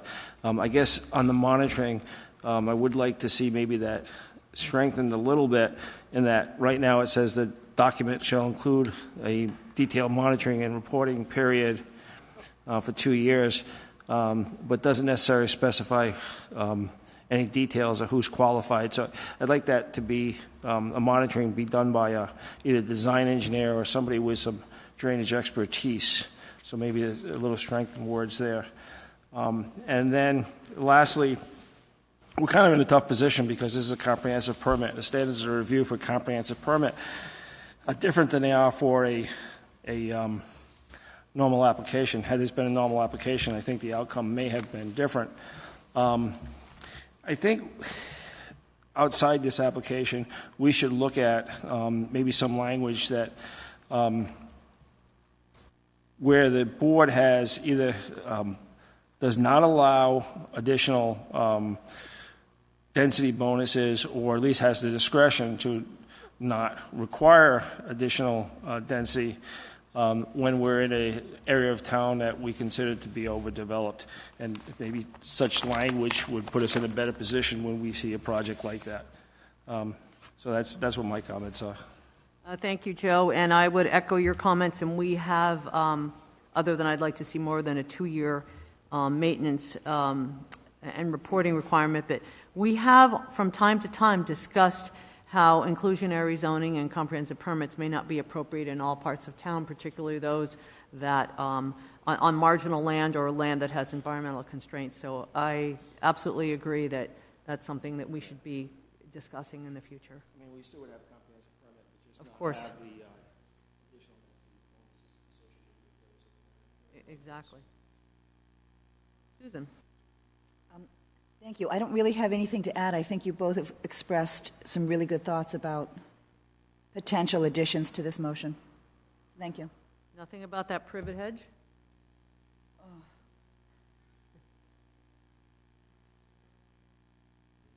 In terms of installation and monitoring and, the conversation. So I've made myself a note to go home and give myself a crash course in this kind of privet versus that kind of privet, and make sure that the advice that we received about if you prune it in the fall, it won't leave seeds in the wetland. I think I'm going to do a little more homework on that, but I don't know that that's something that I'm prepared to put into a motion, but I have made a note to remind myself the difference of the different kinds of privet and how it is a recognized Rhode Island invasive species that we would not want to add to the wetland should we have the power to prevent that. So I have a note, but I'm not sure that that's something I'm prepared to put in a motion. But you do agree with that extra level of scrutiny with regard to the landscape architect in terms of planting and installation? Absolutely. I think that's an excellent idea. And I'm also in favor of extending the period of time for oversight for this so that if there are stormwater issues 5 years from down the road, I especially like the idea of keeping GZA on board as they recommended that they stay as a part of the monitoring. I'd be very much in favor of having GZA contracted for some period of time to just give us a little more time to make sure there aren't problems we didn't anticipate.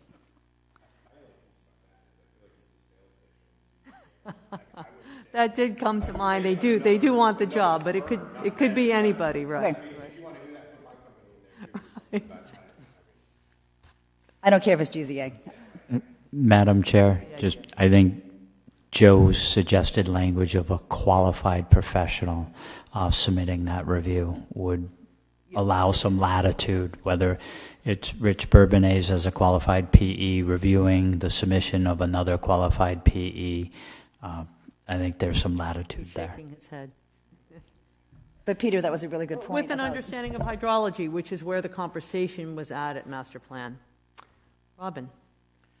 I would reiterate the monitoring situation, particularly because of sea level rise 5 years out from now is a really important data point to know what's going on out there. And, in terms of the privet and an invasive species and how well the homeowners are going to manage that, I think sounds a little dubious. I also have a question. So I'm looking at a draft motion, item number 10. The applicant shall secure a soil erosion.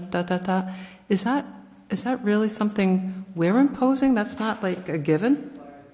Well, it's a given. It's tracked through the building permit process. So we would have been triggered to submit. They would have had to submit a soil erosion control permit through us, anyways. But whether it's a condition or not, I like to see it as a condition actually because it reminds them that they need to do it. I don't like when they come in with a building permit and say, "Hey, we didn't know we were supposed to do it" or something like that. So it's good that they. Okay, but if they either way, it doesn't make a difference. It is a requirement. If it turned into an appeal, it's not like we would be losing that, right? No, you know what? I don't believe the state can they can't supersede that type of regulation. And they need to actually amend the notes on their plan because they make reference to the Connecticut Soil Erosion Sediment Control Ordinance, not the Rhode Island one. As good as the Connecticut one may be. Robin, anything else?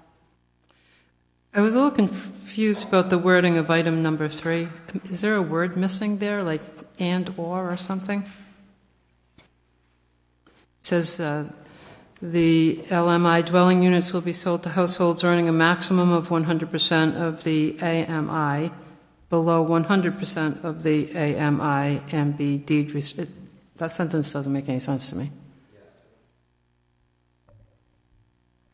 Yeah, that's a typo. I know, sorry.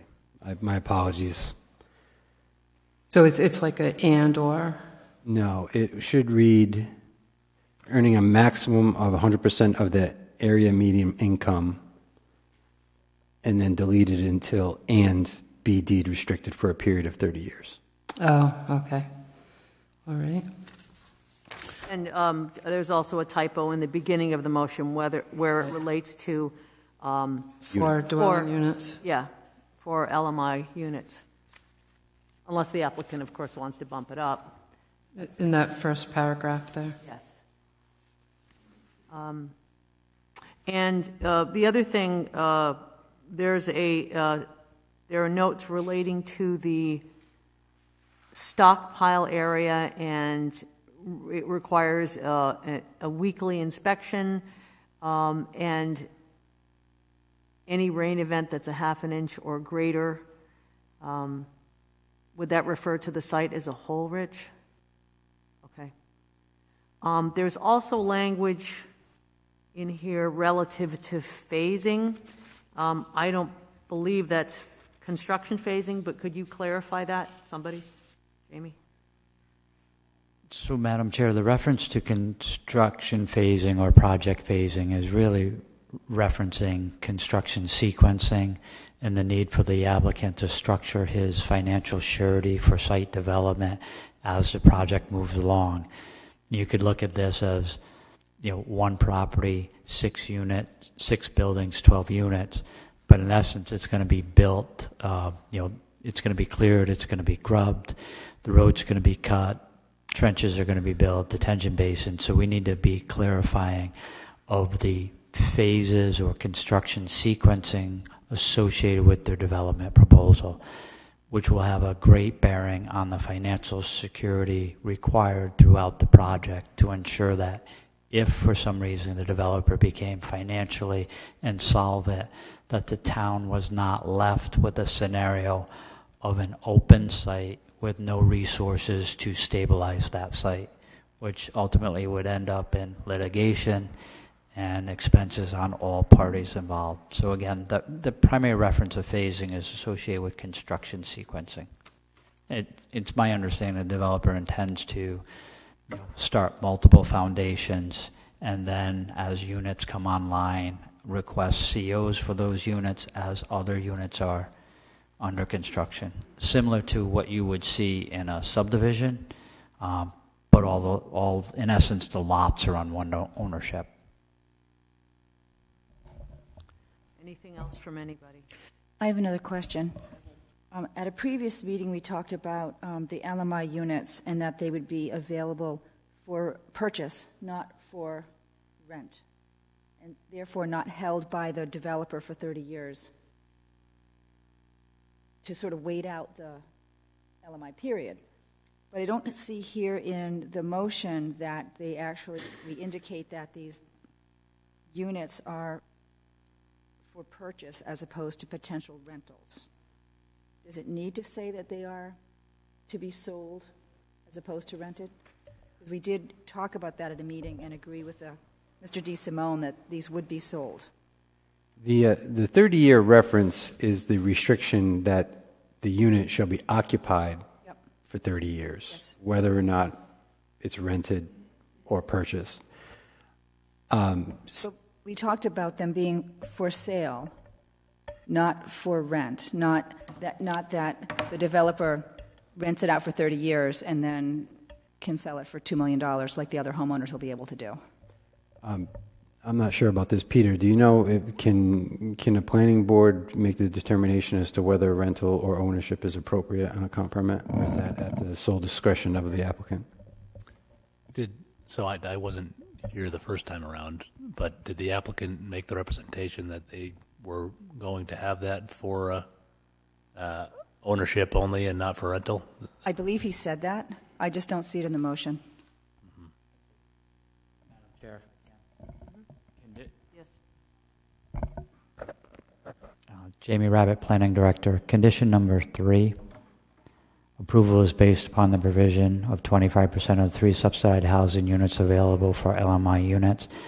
The LMI units will be sold to households earning a maximum of 100% of the median income. So the reference is they are for sale, not for rent. So that sold word is binding here. Yes. Okay, thank you. I also recall that we talked with Mr. DeSimone about the construction of the units, and he had told us that he doesn't use Formica and linoleum, but we don't have anything here about the interior. Are we allowed to specify construction quality of the interior or just the exterior? With regards to my understanding of the state law, the exterior of the units have to be like kind and quality. The interior is subject matter for the developer.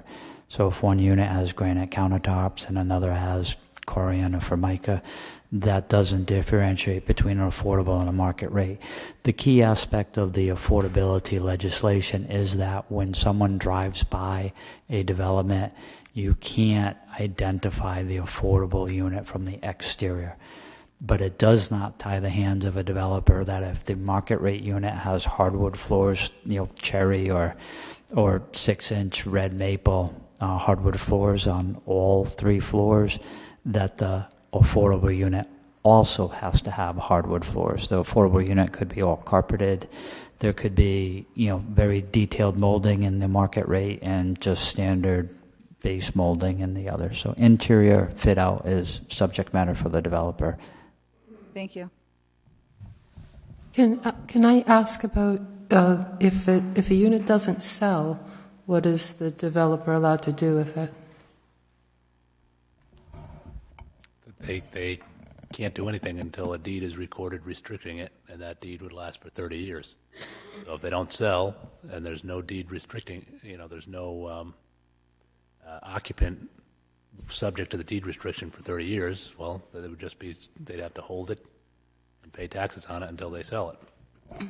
I mean, being a 3-story building, it doesn't really attract elderly people or people with young children who seem to be more in line with LMI dwelling units. Yeah, I mean, I guess that kind of is a question with selling LMI units. Can you find a buyer that can afford to go in for a purchase and yet meet all the income criteria that you'd have to meet to qualify as LMI? That can be difficult. That's why I know some developers prefer to use rental because it I'm sorry, I couldn't hear. Prefer to use rental units for LMI just because there's a larger market for that of people that qualify for the LMI and also would be renting as opposed to buying. So that's an issue. But the answer to your question is if they can't sell it, then they just hold it until it's sold.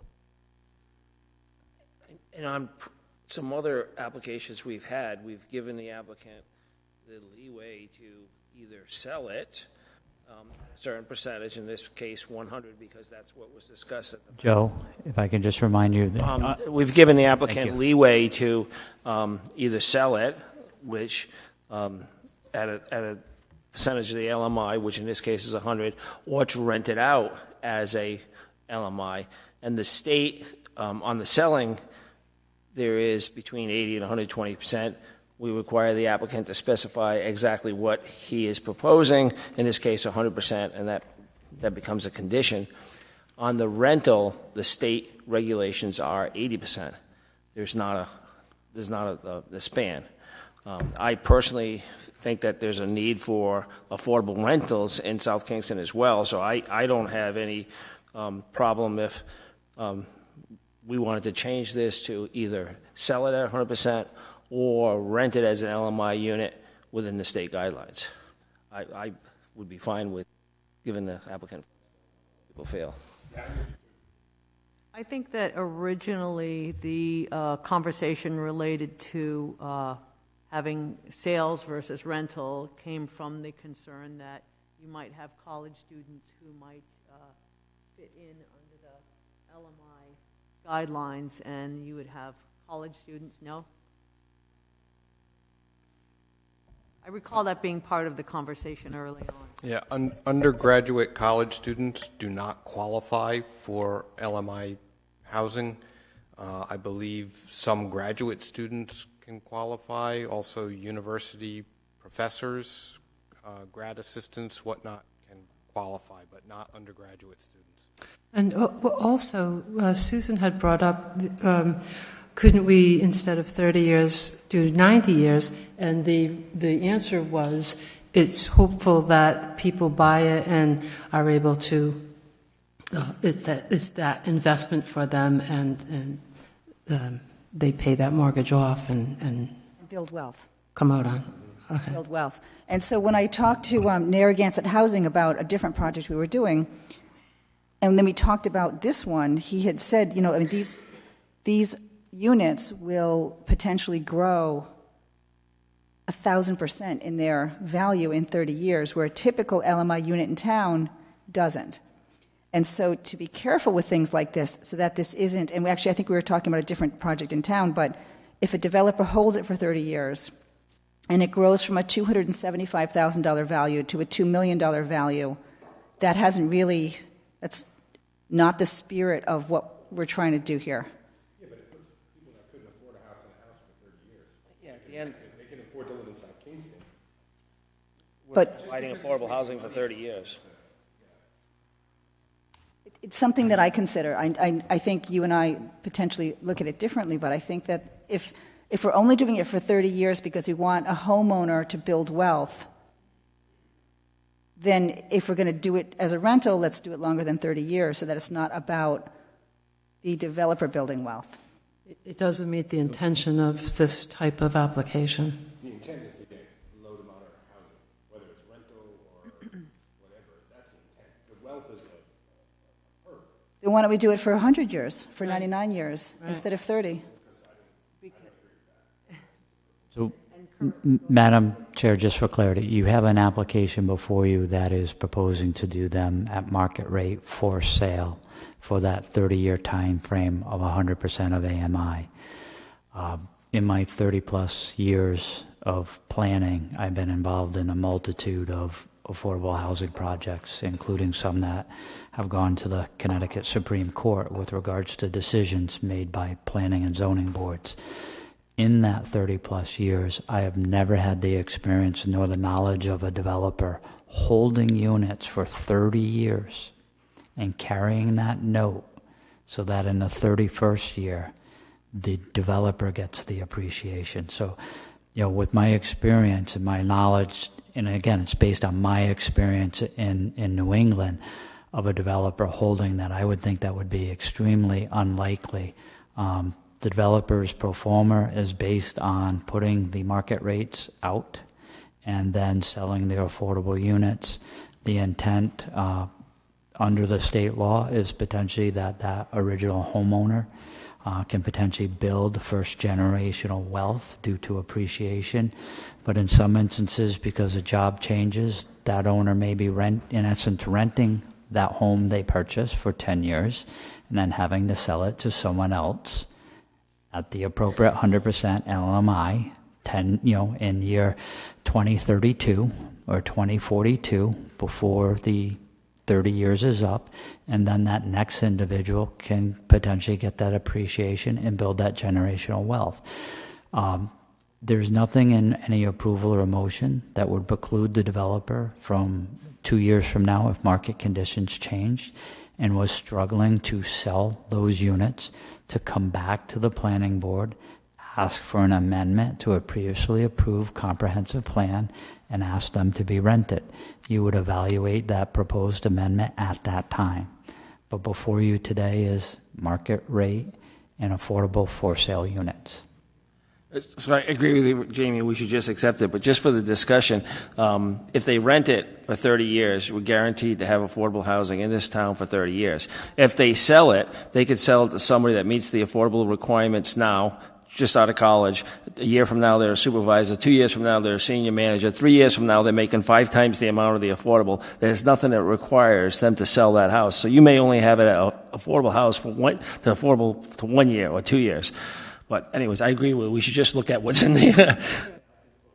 And you know, a larger part of our thought process is that those projects that have a 99-year, and of course that are rentals, because that's where the greatest need is, overall, is something that gives a greater benefit. Is there anything else that we would like Jamie to be aware of as he works on the motion? Oh, please remember to include, this was in the initial staff overview, but I think it's worth mentioning that portions of this site are in, I don't remember if it's AE or whatever flood zone it is. I think that should be indicated. Jay, you probably remember. Yeah, Maria and members of the board, there are portions of the AE flood zone on the site, but they are not located in the areas where the structures are. So all of the structures are out of the zone. There may be some of the road, of the driveway and other improvements in the flood zone, but certainly not the structures. Thank you. So are we set? Jamie, do you feel like you have enough information from us? Yeah, I think the discussion is extremely helpful to your staff for refining and seeking final language for your motion to be contemplated. To Susan Axelrod's point, I will expand upon the discussion on the privet hedge. I think there were 5 points I took away from the discussion this evening with regards to maintaining any invasive components of that installation, the supervision of the installation, the maintenance of a specific height between 6 and 8 feet for that, as well as the construction sequence and the installation of that. Again, to that point, typically you wouldn't install any landscaping on the site until you have viable water source on site. Because if you go through a drought period where you have to truck water in, your landscaping's in jeopardy. You also are going to install it at a point where someone isn't going to back over it or destroy the brand new installation. So there's timing and sequencing associated with that, and I'll try and craft some language to address that in your motion to consider. Thank you. Thanks, Jamie. I think this was a very difficult and complicated project. I know that if this had not been a comprehensive permit and we had not been able to put this many conditions into the motion, still to be addressed, of course, the final product, I would not be able to find that there would be no significant environmental impacts on this one. Madam Chair, I do have one kind of administrative matter. You did mention during the hearing that the time frame associated with this development is June 14th. That is your next regularly scheduled work session. If board members had a chance to look at their emails late this afternoon, we potentially have some conflicting staffing issues associated with the planned work session this Thursday. So it's a possibility that that work session would be moved to the 14th. You could add that to that work session, or potentially June 7th, there's a Conservation Commission meeting that starts at 7 p.m. We would have access to council chambers between the hours of 6 p.m. and 7 p.m., where you could potentially hold a special meeting for the subject matter to discuss the final motion and potentially take action on that. But again, that would be predicated on having access, from my perspective, to all of the board members, being the 6 that are available. Yes, thank you, Jamie. That's the first Tuesday of the month. Moving the work session, which I know Jamie and staff have been working on for a long time, to bring in the consultants to have a robust discussion. We wouldn't want to negatively impact the time frame we have for that on the 14th. However, as we have done in the past, we can have a portion of a regular session prior to that, close the regular session, then open up the work session. So it could be done that way. Or the other suggestion was June 7th to have an hour from 6 p.m. for a special meeting to go through the details finalize this project. So what do folks prefer?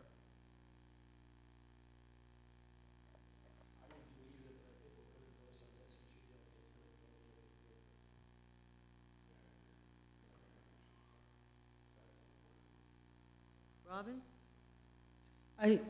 So what are you saying, start at 6 and get it out of the way? Yeah. Susan? Sure. Okay with that? All right. Madam Chair, would members be available at 6:30 that evening? Or even potentially 6? So you could have the special meeting at 6.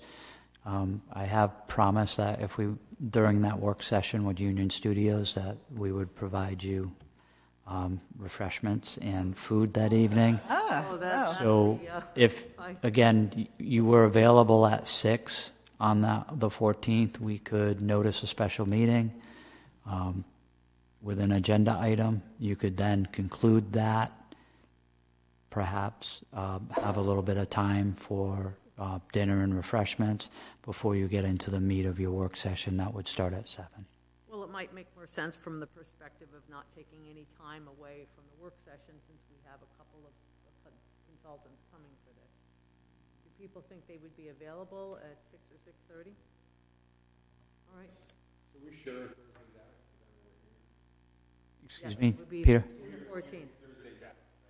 Yes. Thursday, we know we have one planning board member, and we have one member of the consulting team that is trying to move some things around. He had a last-minute conflict. So, and Jay has a Little League game that night, but no.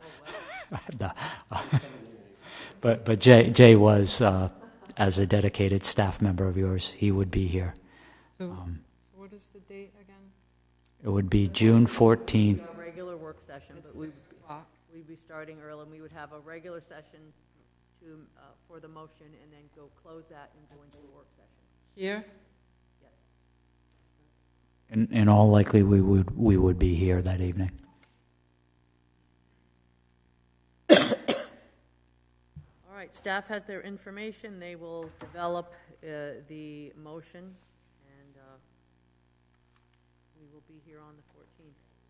Let's move on to our next agenda item, which is Development Plan Review Advisory to Zoning ISC Management Group, Burger King.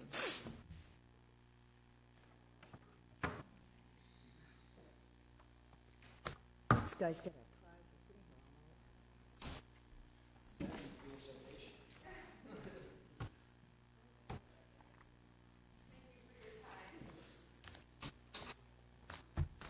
I'll introduce myself. I'm Alexandra Lerner from APD. I'm a coworker with Todd Markovich, who was here for the last presentation discussing the site.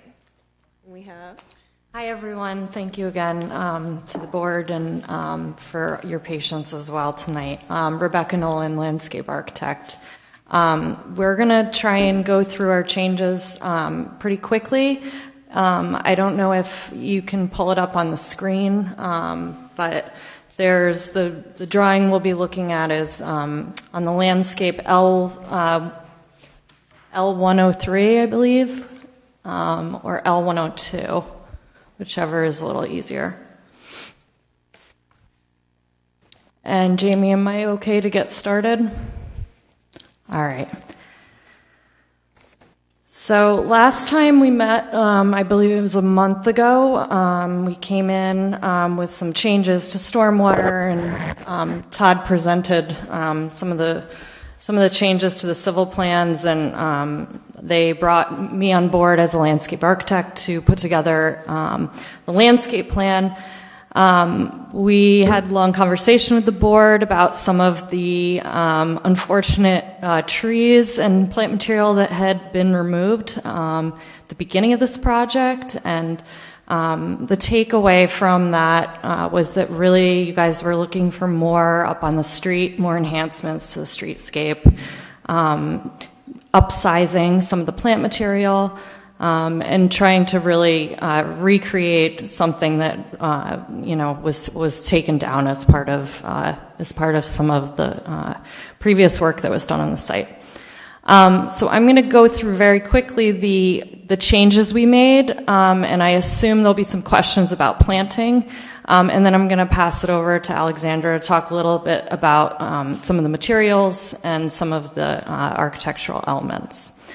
So the first thing I want to note is that there is a bike rack that we've added, and that's near the front on the left side of the building. That was one of the things that was brought up at the last meeting, was to include a bike rack. So you can hopefully see it. This might be an old plan, actually. I'm not sure. We had a, here.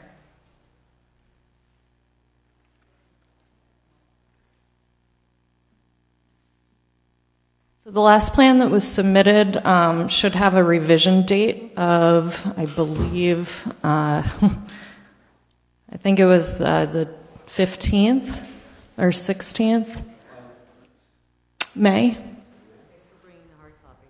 It's always useful.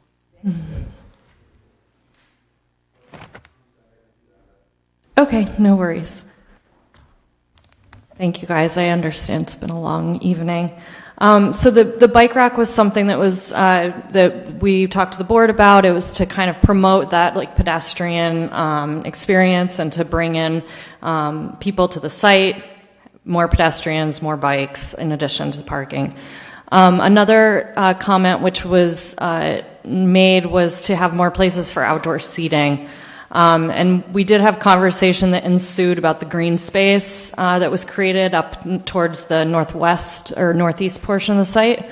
And, you know, I think it's an intention of our client really, you know, is open to creating these areas, but we really don't want to increase any stormwater at this point. We've already kind of accounted for that in our design.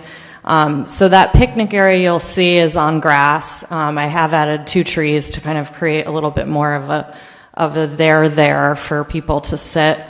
And then the addition of 1 bench, which would be towards the streetscape. And that was really, you know, that could be for people that are coming out and going back to the sidewalk, or it could be people that are, you know, coming out of their cars and want some place to eat. So those were kind of the 3 kind of structural elements of civil elements that we added.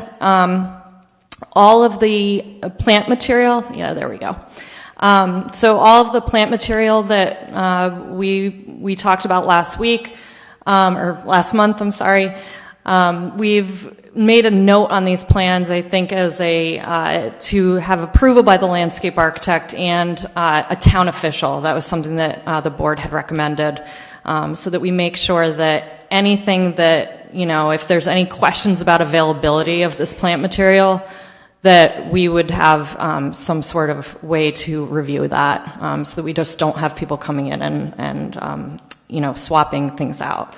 And that was really to, you know, kind of address this issue that we had with the plant material being removed. So since the last meeting, I think we've kind of done an analysis of what was proposed in the original 2000 plan versus what I'm proposing here. And I'd be happy to share the comparative plant list, but I think the takeaway is that there was so much taken out.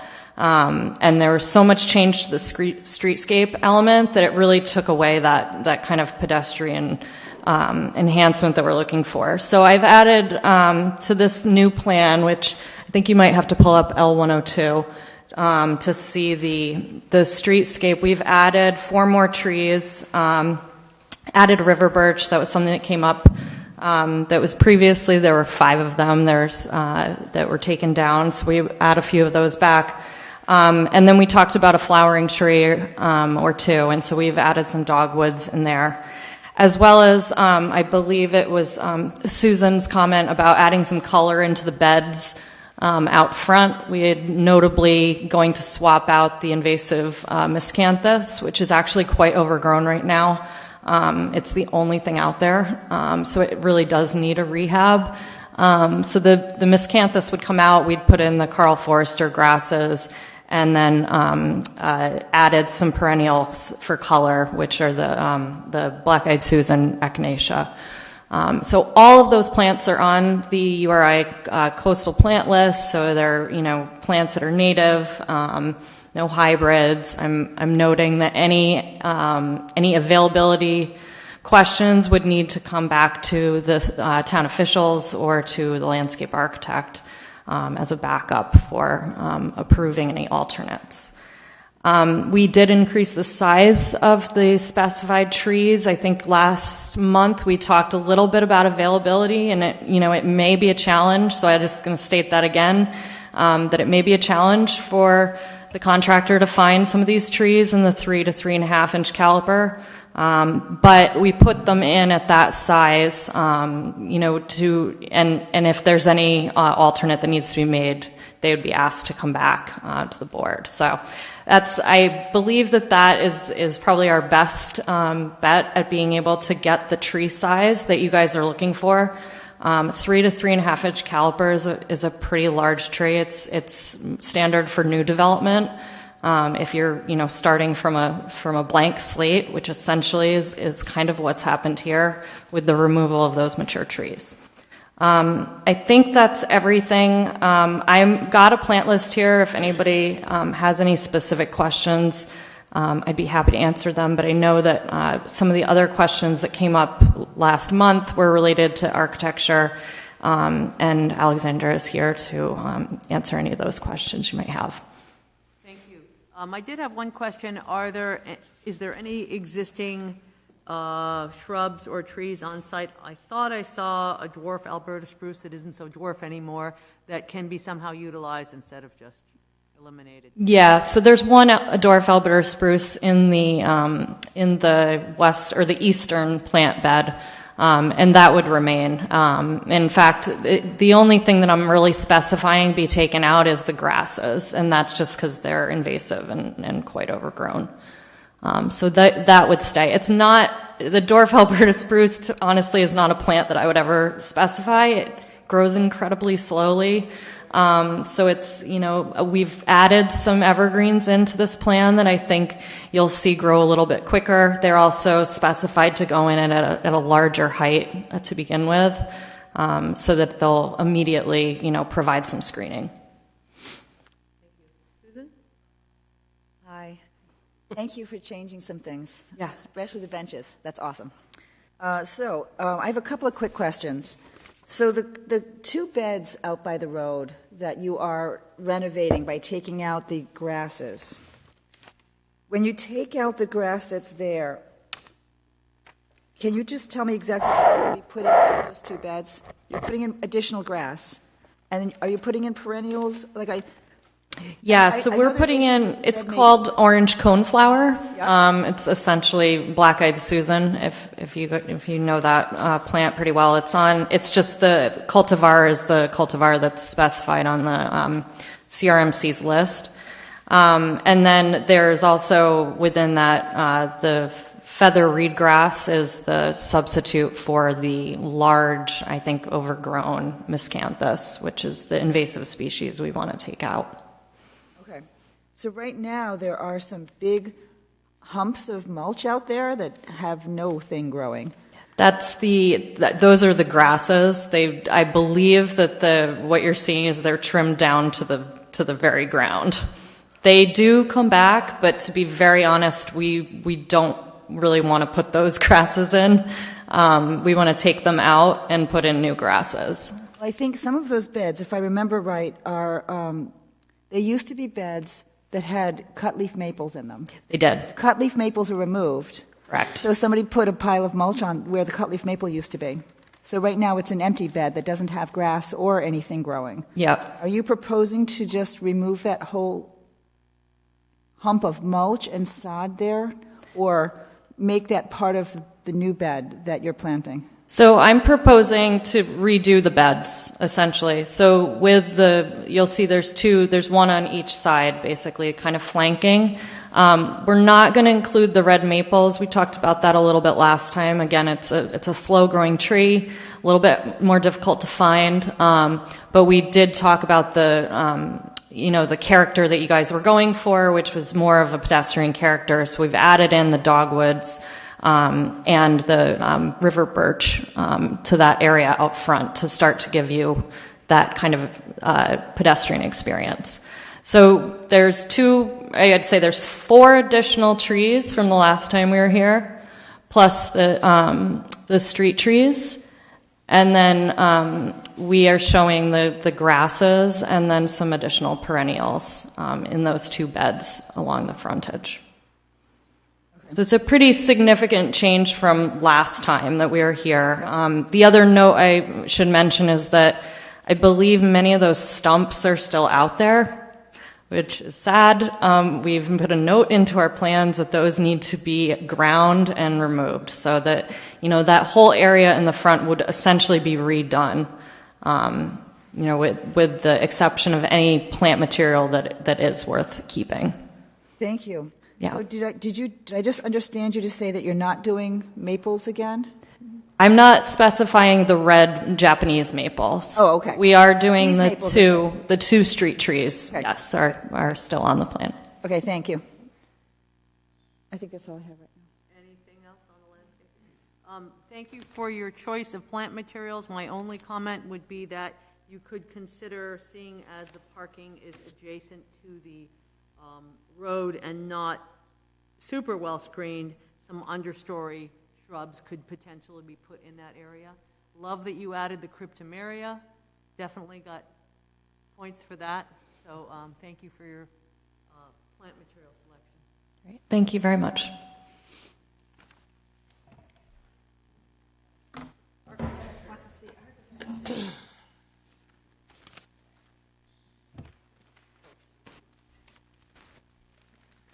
Alexandra Lerner. I'm going to send around the updated elevations. The ones you have are out of date. Mr. Abbott and I have worked through some additional changes, and I have the front and the back on the board to look at. Alex, I also have the updated, that is the updated one on the screen. Perfect. So some of the changes that we made, the red band has been removed from the top. The red tile at our entry corner, or street front entry corner, has been reduced in area. It used to wrap 2 sides, the street entrance, that front elevation there, and then it came around the corner. Now it's only around the 2 windows. We have the Nichiha wood material comes down as an additional leg on the corner. We reduced the tile. We've added a little bit of extra red tile around the second side door where pedestrians will be coming in to create an architectural element that is on both entries to unite those. And then we've added a top treatment to the field that mimics a cornice treatment where the facade doesn't go vertical. It'll step out, and it's best demonstrated on the back elevation. You can see it stepping, or in that front on the top corner.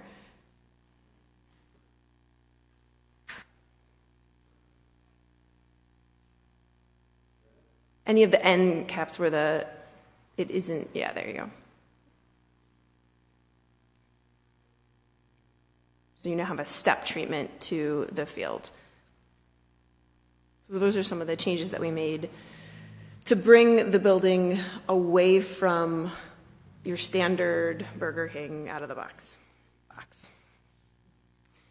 And we appreciate your efforts to modify the kind of generic corporate architecture with your conversations with staff. Thank you. Thoughts from board members? We had... Absolutely. We had suggested maybe solar panels on the roof. Wasted space. We did a solar study, and between the RTUs that are up there and the parapets, there is actually very little space that would be able to be utilized successfully. So it didn't make a ton of sense. It was looked at, though. And can I ask about the smell? I remember the first time I came to Wakefield, I could smell Burger King. And now that you're going to put out more burgers, how do you deal with that?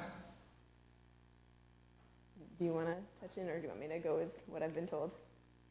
Okay, so it's under new management that has a cleaning process for all their Burger King locations that goes through and cleans the hoods and the filters that are pulling the excess grease out. So my guess would be it was a maintenance issue that wasn't addressed with the former ownership. That the current ownership has assured us that that is not how they practice and run their new business. Yay. I can't guarantee you won't smell a burger every now and then, but... Anything else on the architecture from board members or staff?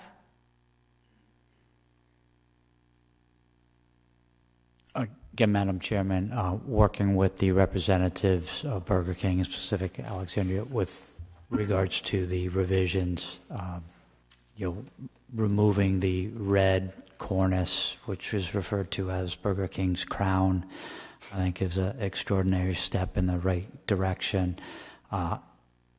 With regards to trying to be less corporate-like and prototypical. Again, it is fast food. It is along a commercial area. You're restrained with your standards associated with very stringent architectural standards, which you have contemplated as a planning board but have not yet adopted. So working on the provisions of the special use permit that is needed for zoning, I think the applicant and their representatives have done a yeoman's job associated with trying to respond to some of staff's comments with regards to, we'll call it deglitterizing the building and making it a little softer.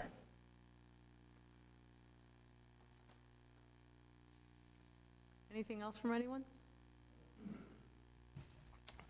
It sounds like there's concerns that they may not be able to get the tree stock in the specified size. I would just perhaps look at modifying condition of approval 7 that would allow that if the tree stock is not available in the specified size, that alternatives can be approved by the admin officer instead of coming back to the board.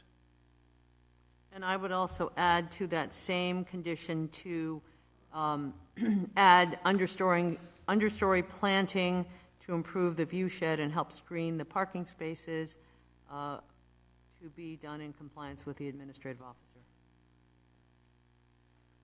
Anything else? Would someone like to make the motion? Can I make, so we're potentially just approving this now to go? Yes. Can I ask a question? I think of Rich Bourbonnais about the drainage feature in the back of the unit of the riprap drainage thing, which is on one of the plans. Yes.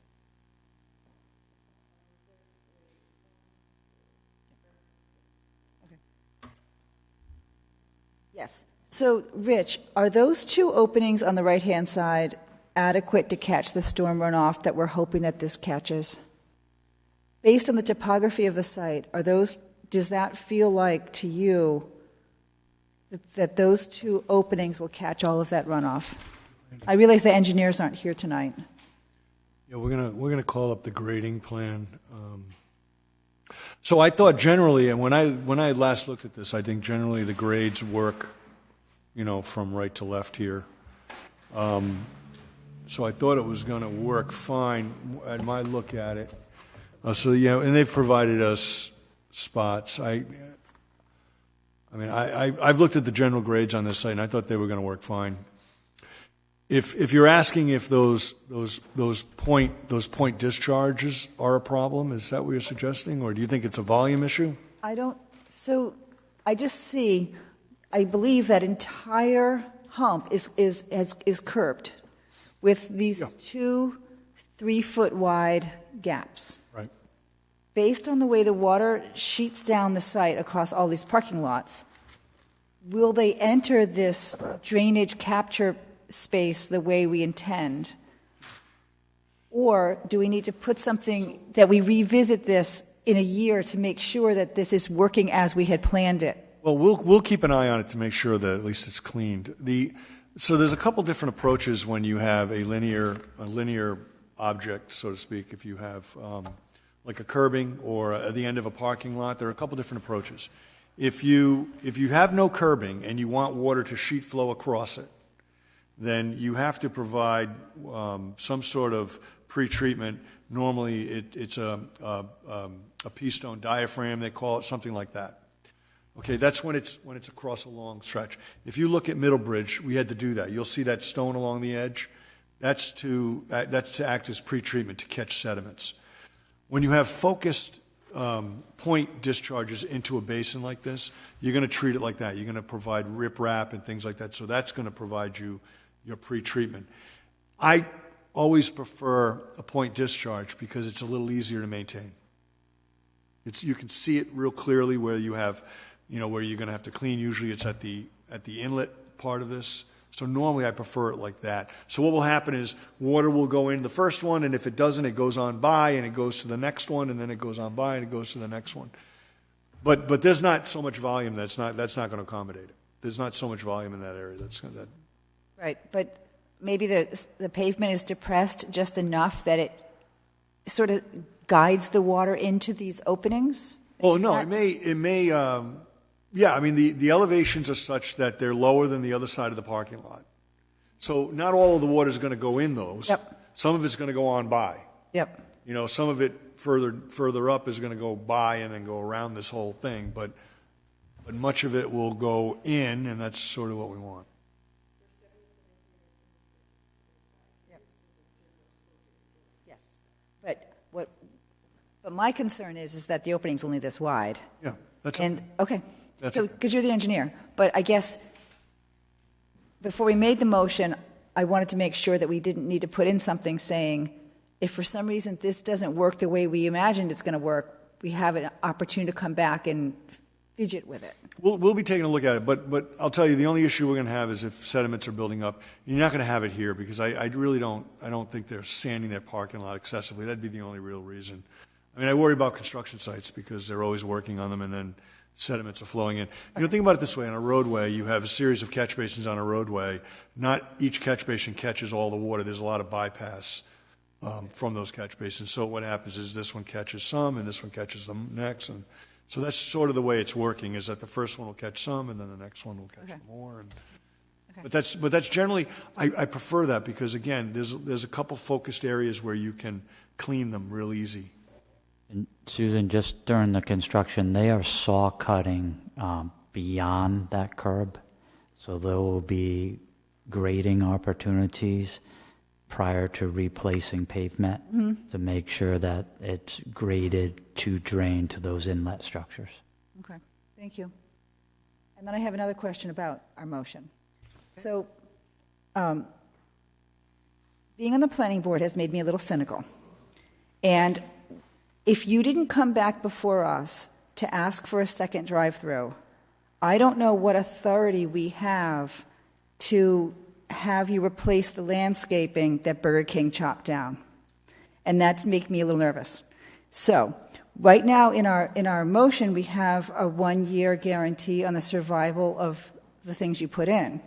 But if 2 years from now, somebody from Burger King comes out there and tears out shrubs and chops down trees, I don't know that we have a policy or a system for doing something. And I don't know if it's appropriate to ask, but is there something that we can insert that, I mean, I'm not trying to be mean about it, but if you chop down the trees, you don't get to have your second drive-through, or some kind of way that we can make sure that, fool me once, this doesn't happen again. And I'm not pointing fingers, and I don't know who did it, but for the life of me, I can't understand what they were thinking when they went out and chopped down those beautiful trees. Like, I just don't get it. So therefore, I can't predict it won't happen again because planning board makes me very cynical. So is there some way we can guarantee that in the future this doesn't happen again? I can certainly say that that is something that should be put into our landscape regulations, which are in great need of, Yeah. Is there any way to do this so that... Yeah, I don't know. So, I guess the first comment I'd have is that, as you know, there's 2 layers of approval here. So there's going to be your approval at this level, and then it will go to the zoning board for a second review for a special use permit. With regard to how do you enforce if they were to come in and chop down the trees, I think you could really approach it with 2 separate conditions. The first is the 1-year guarantee as far as maintenance of the trees. And I don't think you could become more stringent on that because trees die, something along that's kind of outside their control. However, you could also add another condition that doesn't have a time limit, that they're not going to come in and chop down the trees.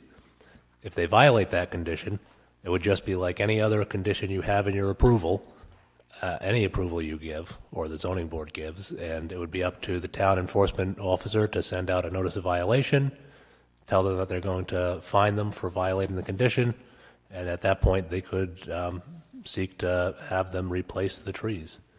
But I think you'd have to make a distinction between trees that die on their own versus someone that's flouting the condition, waiting the year, and then chopping down the trees.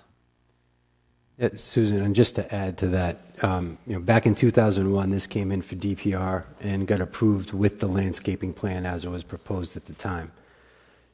So there is an argument there to be made that it's a violation of the previous approval. One thing that we're doing more of now with the decisions, if you haven't noticed, is adding statements related to conformance with the site plan and as well as landscaping plan. So on the document that you have before you, if you look at condition number 3, states development of the site shall be in strict conformance with the approved landscaping plan unless amended by these conditions of approval. So I think that would be enough to say, hey, you're supposed to have a river birch there and it's not there anymore. You need to put it back in or you're in violation of your approval. So even if they hadn't come to us with a new proposal for the site, the town did have the power to chase them down and demand all of those things to be replanted? Yes, we could take enforcement action against them for non-compliance with their approval. That makes me feel better because I had the impression that the only reason we're even addressing this is because they want something else from us. No. Okay, good. That makes me happier then. In the real world, we wouldn't necessarily know about violations unless they're pointed out to us or we see them. So it has to get brought to our attention. We don't have an enforcement officer who's going around and checking for compliance throughout the years. So that's the one caveat, that we have to know about it to do something about it. So, Madam Chair, just to potentially address that language under item number 7, with regards to modifying the site plan, addressing caliper and height of trees, but perhaps the added language that all landscaping shall be maintained per acceptable horticultural standards and shall not be manipulated in an unnatural state. And I say that in two manners because in the last 5 years, I've seen a number of shopping centers throughout New England who are taking mature sugar maples, linden plane trees, and red maples and basically turning them into 12-foot topiaries. I was going to say bonsai. Basically bonsais. It's going to be interesting 20 years from now when they have a 48-inch trunk and a 15-foot tree. But again, that may ease Susan's concerns with regards to maintaining the site over time. So we have item number 7 that has 3 modifications. The reference to Jamie's no manipulation of the product, understanding that there may be some adjustment related to availability of planting material, and adding understory shrubs to improve the view shed and help screen the parking. So would someone like to make that motion? I'll make that motion. The South Kingstown Planning Board hereby grants advisory development plan approval to Burger King JSC Management Group for the proposed construction of a second drive-through aisle and associated site improvements on Assessors Plat 57-2, Lot 67, located at 104-126 Old Tower Road. JSC Management Group applicant, Robert Golden, trustee owner. The development plan approval is based upon plans entitled Site Development Plans for Burger King, Village of Wakefield, Rhode Island 02879, sheets CS, SV1, C1 through C3, and C6 through C6 and C8, dated August 12, 2021, with the revisions through March 30th, 2021. 2022, completed by APD Engineering Architecture, 615 Fishers Run, Victor, New York, 14564. Approval is based upon landscaping plans entitled Landscape Design prepared for Burger King, Old Tower Hill Road, Wakefield, Rhode Island, for JSC Management Group, sheets L100, L102 through L104, dated March 30th, 2022, completed by Rebecca Maria Nolan, registered landscape architect, Stonington, Connecticut, with findings of fact A through F and conditions of approval 1 through 9, with condition 7 revised as discussed tonight. We have a motion from Joe. Do we have a second? Second from Peter. Is there further discussion? Madam Chair, just for clarity, on the reference to plans, I would just recommend, if it was appropriate, for your first and second, as reviewed and submitted as of 5/24/2022. Again, there were revised architectures that got into your packet today, as well as I want to make sure we're referencing the correct landscape plan. Joe and Peter, you fine with that amendment? Any further discussion? Hearing none, all those in favor say aye. Aye. Motion carries. Thank you. Madam Chair, one added motion to that. Can you make a motion in regards to favorable recommendation to the zoning board on the special use Wondering permit? why there wasn't a second motion. Yeah, missed that one too. Sorry. Would someone like to make that motion relative to a favorable recommendation? Yes. Joe, second from Peter. Any further discussion? All those in favor say aye. Aye. Motion carries. Thank you very much. Next agenda item, request for extension on final approval, major subdivision Heritage Estates. We have a motion on page 2.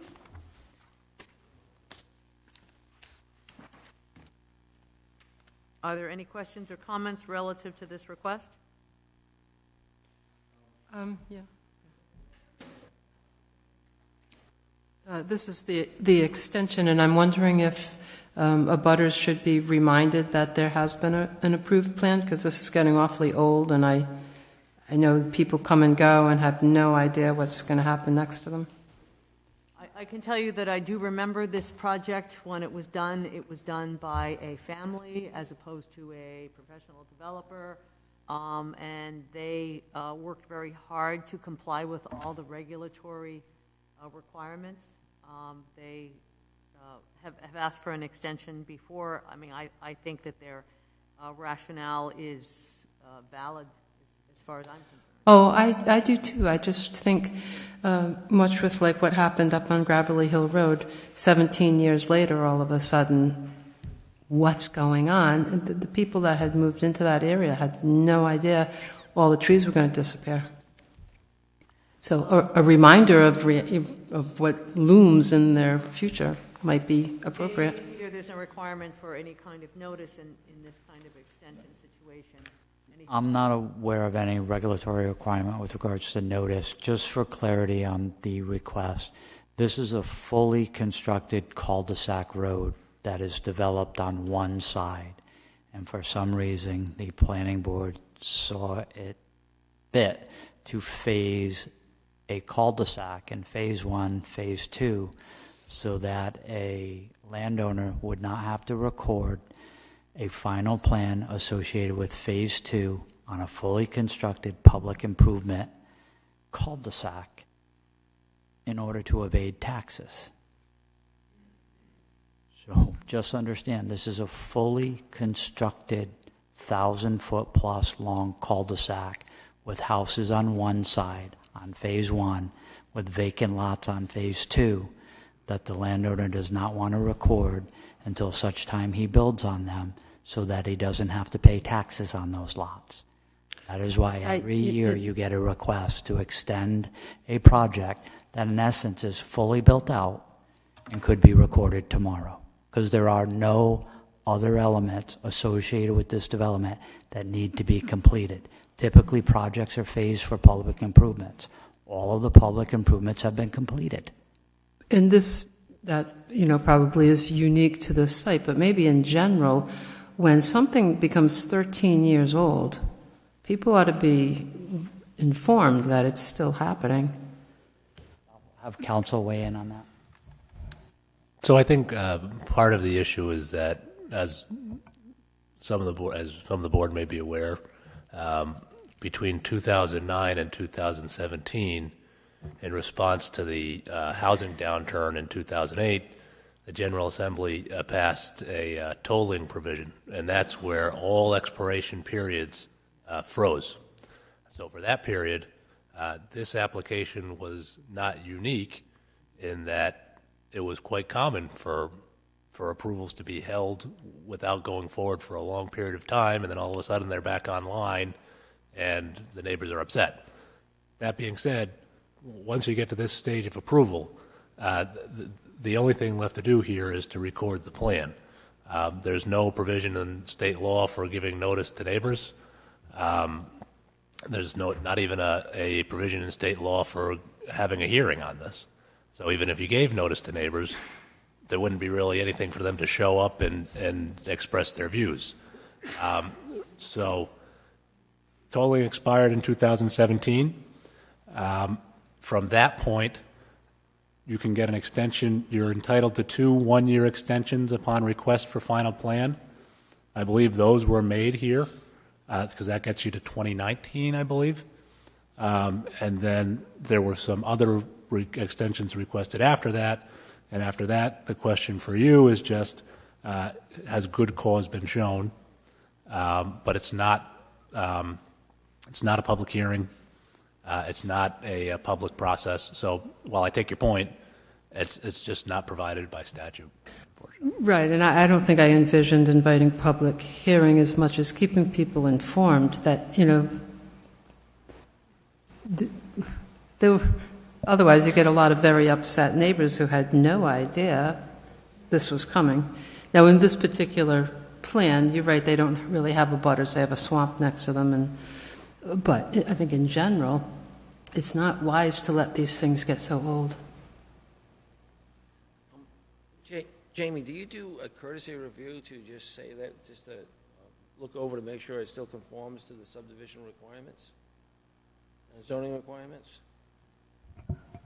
So even if they have been updated, because it has an approved final plan, it would be vested under the requirements from the date of its submission.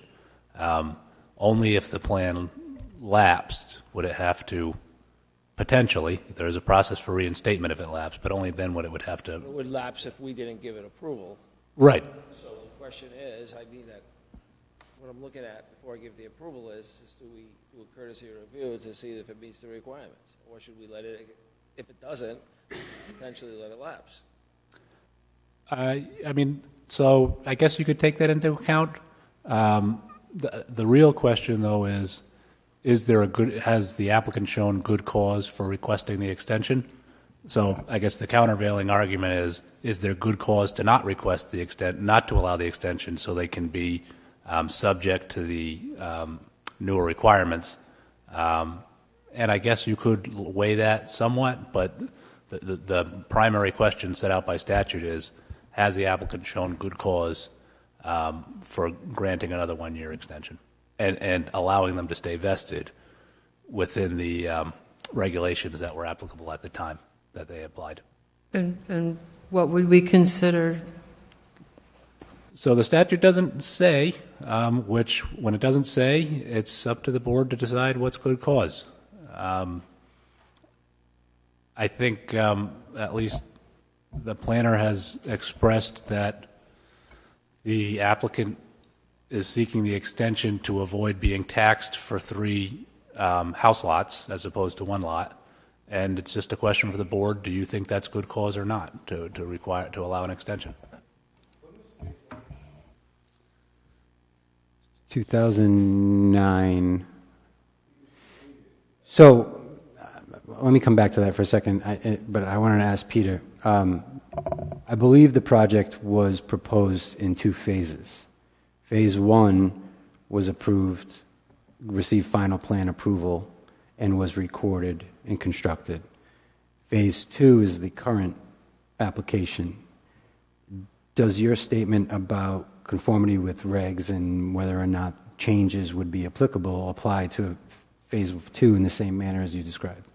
So phase 1 is vested. If they've recorded their final plan, they're done. Phase 1 is vested as well, unless the project lapses before they record their final plan. So I think what you're actually looking at is that if you didn't grant the extension, they're going to record their final plan because they can come in today and do it. I think they just wouldn't want to do that because then as soon as they do that, they're taxed on 3 house lots. And I think the representation has been that they wanted to use these lots for their family, but their family isn't ready to build.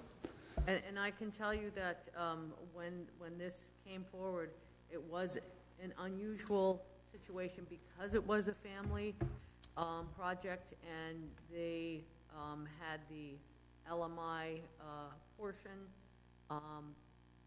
They had family members who did meet that criteria, and they had a very difficult and lengthy process because since it was something that was out of the ordinary, the monitoring agencies and Rhode Island Housing was not keen on giving them approval for the monitoring back then. And it took them some time to make them understand that this was legitimate, and simply because it was a family project did not mean that the LMI requirements were not relevant. So it was unusual in that respect. So Peter, and my questions are not based on that I don't want to do this. My question is really based on trying to understand what my obligation is and what the standard of review is and what level of review should be performing. But if the standard is whether they show good cause, shouldn't we have some, besides for just a request, shouldn't we have some explanation of what the cause is? Something from the applicant, either whether that be written or at least some type of testimony on what's preventing them from doing it and what their cause. So they did submit the letter, and let's see, did they just ask for it, or does it give a reason of why they're asking for it? Yeah, so I mean, that's something to take into account. It is their burden to show good cause, and ask you if are they here? Right. Are they here? We have until June 30th.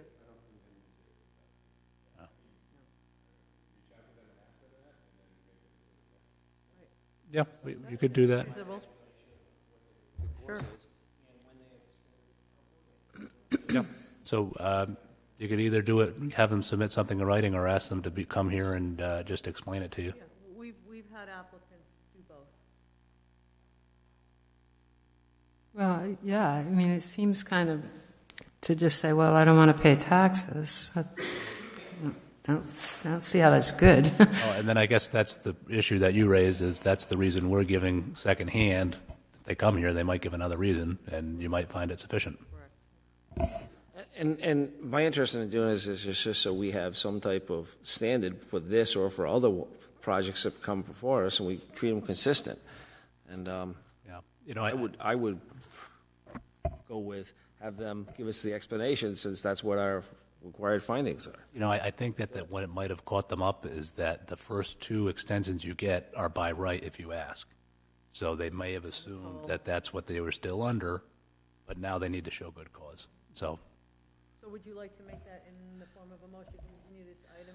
Yeah, I'll make the motion that we continue this item to give the opportunity to the applicant to express to the board what their cause and reason is for requesting the extension. We have a motion from Joe. Do we have a second? Second from Peter. Any further discussion? Hearing none. All those in favor say aye. Aye. Motion carries. Essentially last item, pre-application concept review and request to complete stages major subdivision lots on Columbia.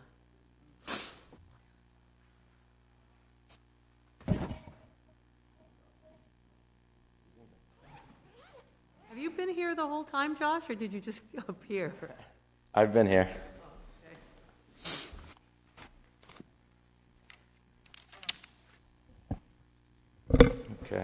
Good evening, Madam Chair, members of the board. For the record, Josh Rosen, Rhode Island registered professional engineer with Principe Engineering Company, office at 27 Saconnet Ridge Drive in Tiverton. I'm here tonight with the owner and applicant on this property, Mr. Scott Hallberg as well. So this evening we're contemplating just having an informal discussion for the pre-application at 93 Columbia Street. We've got a 1-acre parcel of land on the east side of Columbia between the Main Street, School Street, and Main Street in town. Previously, you might remember the application was in front of the board for a different style development of development. Tonight we're here for a 3-lot minor subdivision. There's an existing residential dwelling on the southeast corner of the property, and what we're efforting to do is to divide the property into 3 new lots. As I mentioned, it's essentially classified now as a major subdivision because we're asking for a waiver of the frontage through the flexible frontage ordinance. We're going to create the 3 new lots, all meeting the R10 zoning, and the second and third lots to the north will have approximately 25 feet or just above for its frontage and lot width.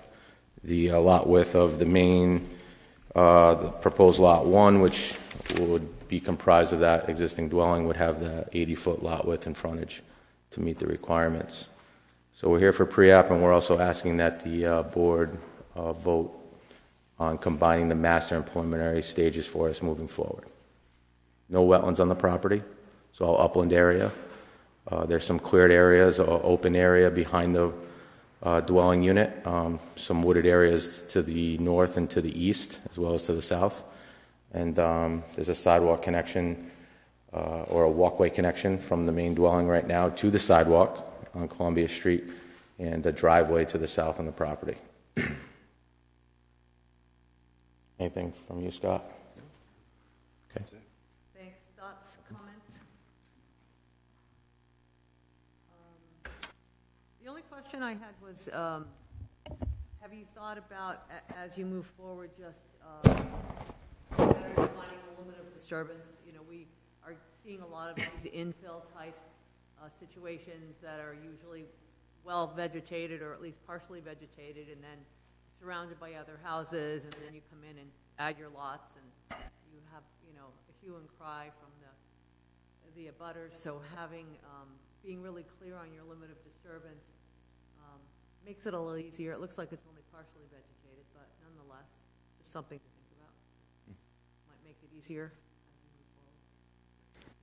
Yeah, we have no problem doing that. What we've done in the past on a couple of these, the same style subdivisions with the existing frontage, is we've showed a potential future development envelope in theory for the, you know, additional lots, and we have no problem doing that, where we would show an ideal location for a proposed dwelling, possibly a driveway connection to the main street, and then, like you said, Maria, a limit of disturbance showing what would need to be cleared to accommodate that infrastructure in the dwelling. We'll have no problem presenting that at the next phase.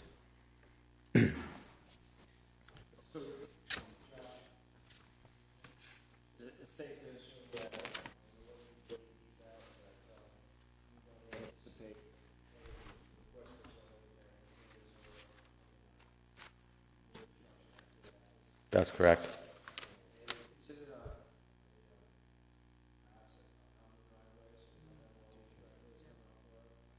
Absolutely. For the second and third lot, we would consider having a shared access point for egress in the driveway. Create one new curb cut, essentially, in that frontage.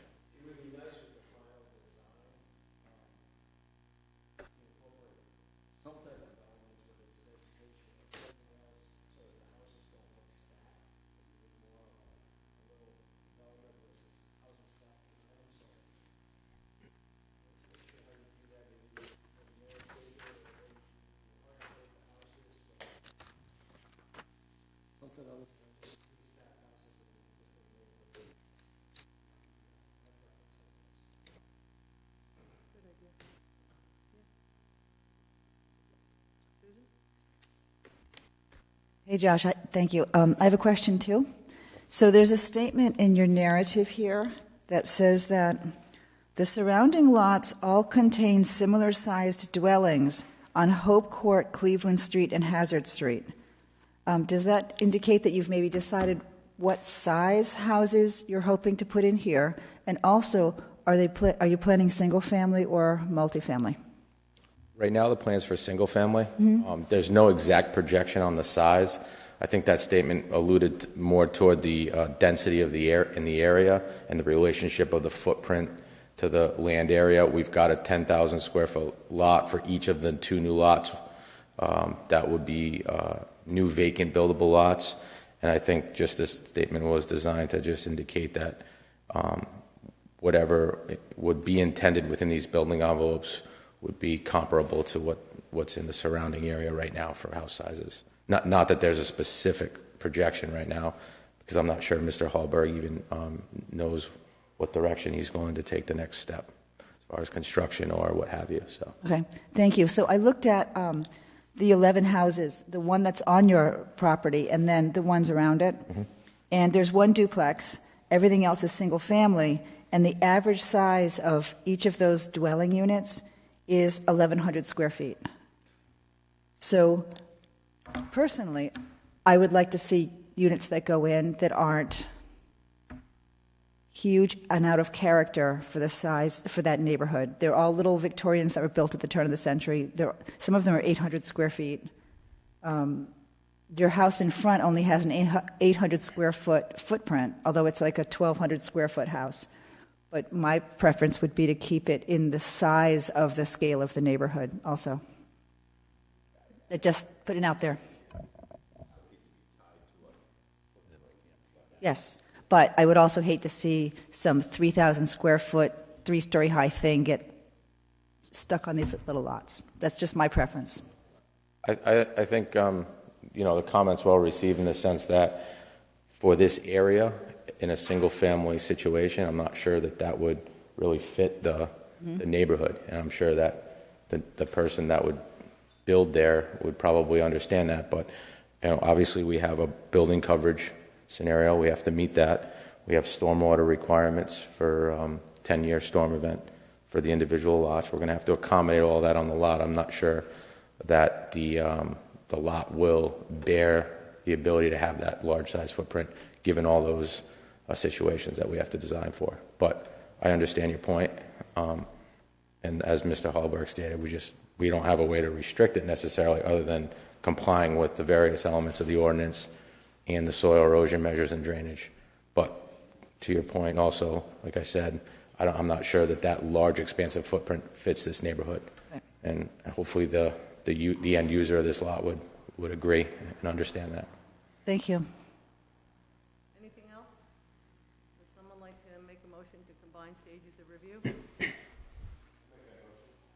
have a motion from Peter. Do we have a second? Second. Can I? Joe. Is there further discussion? Can I make a recommendation on this application? Is that you take it a little further, Josh, and just at a minimum meet the 25-year storm rather than the 10-year by ordinance? Okay. It's a little bit more. It's not a 100-year or anything like that, but it's a 25-year storm, which is what I've been proposing that we do here, anyways, on regular. So it's kind of moving everything in that direction. Understood.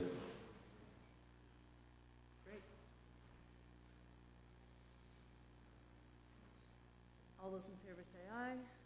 Aye. Motion carries. Thank you. Thank you. Thank you. Last agenda item, which has a request for a continuation to our regular meeting on June 28th, 2022. This is a development plan review advisory to zoning board, plant-based compassionate care, which has been continued also from the previous month.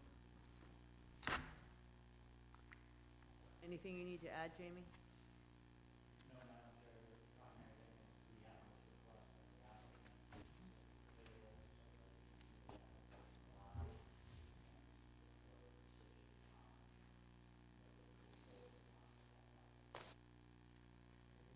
If there are no questions or comments from board members, would someone like to make that motion? I'll make that motion. Motion from Peter to continue with this to our June regular meeting. Second? I second it.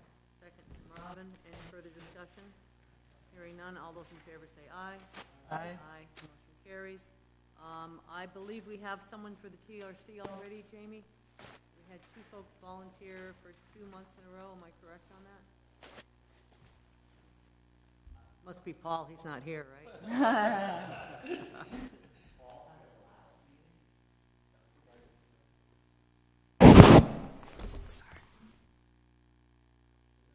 You can sign it up.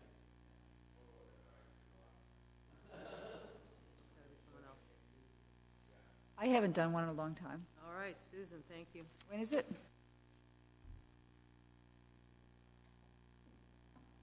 Sometime in June. Okay. All right, motion to adjourn? All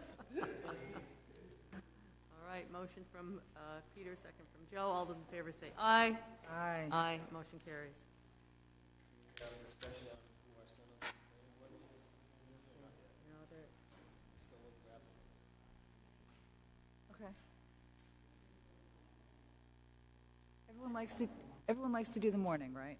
That's fine. Okay. June 8th.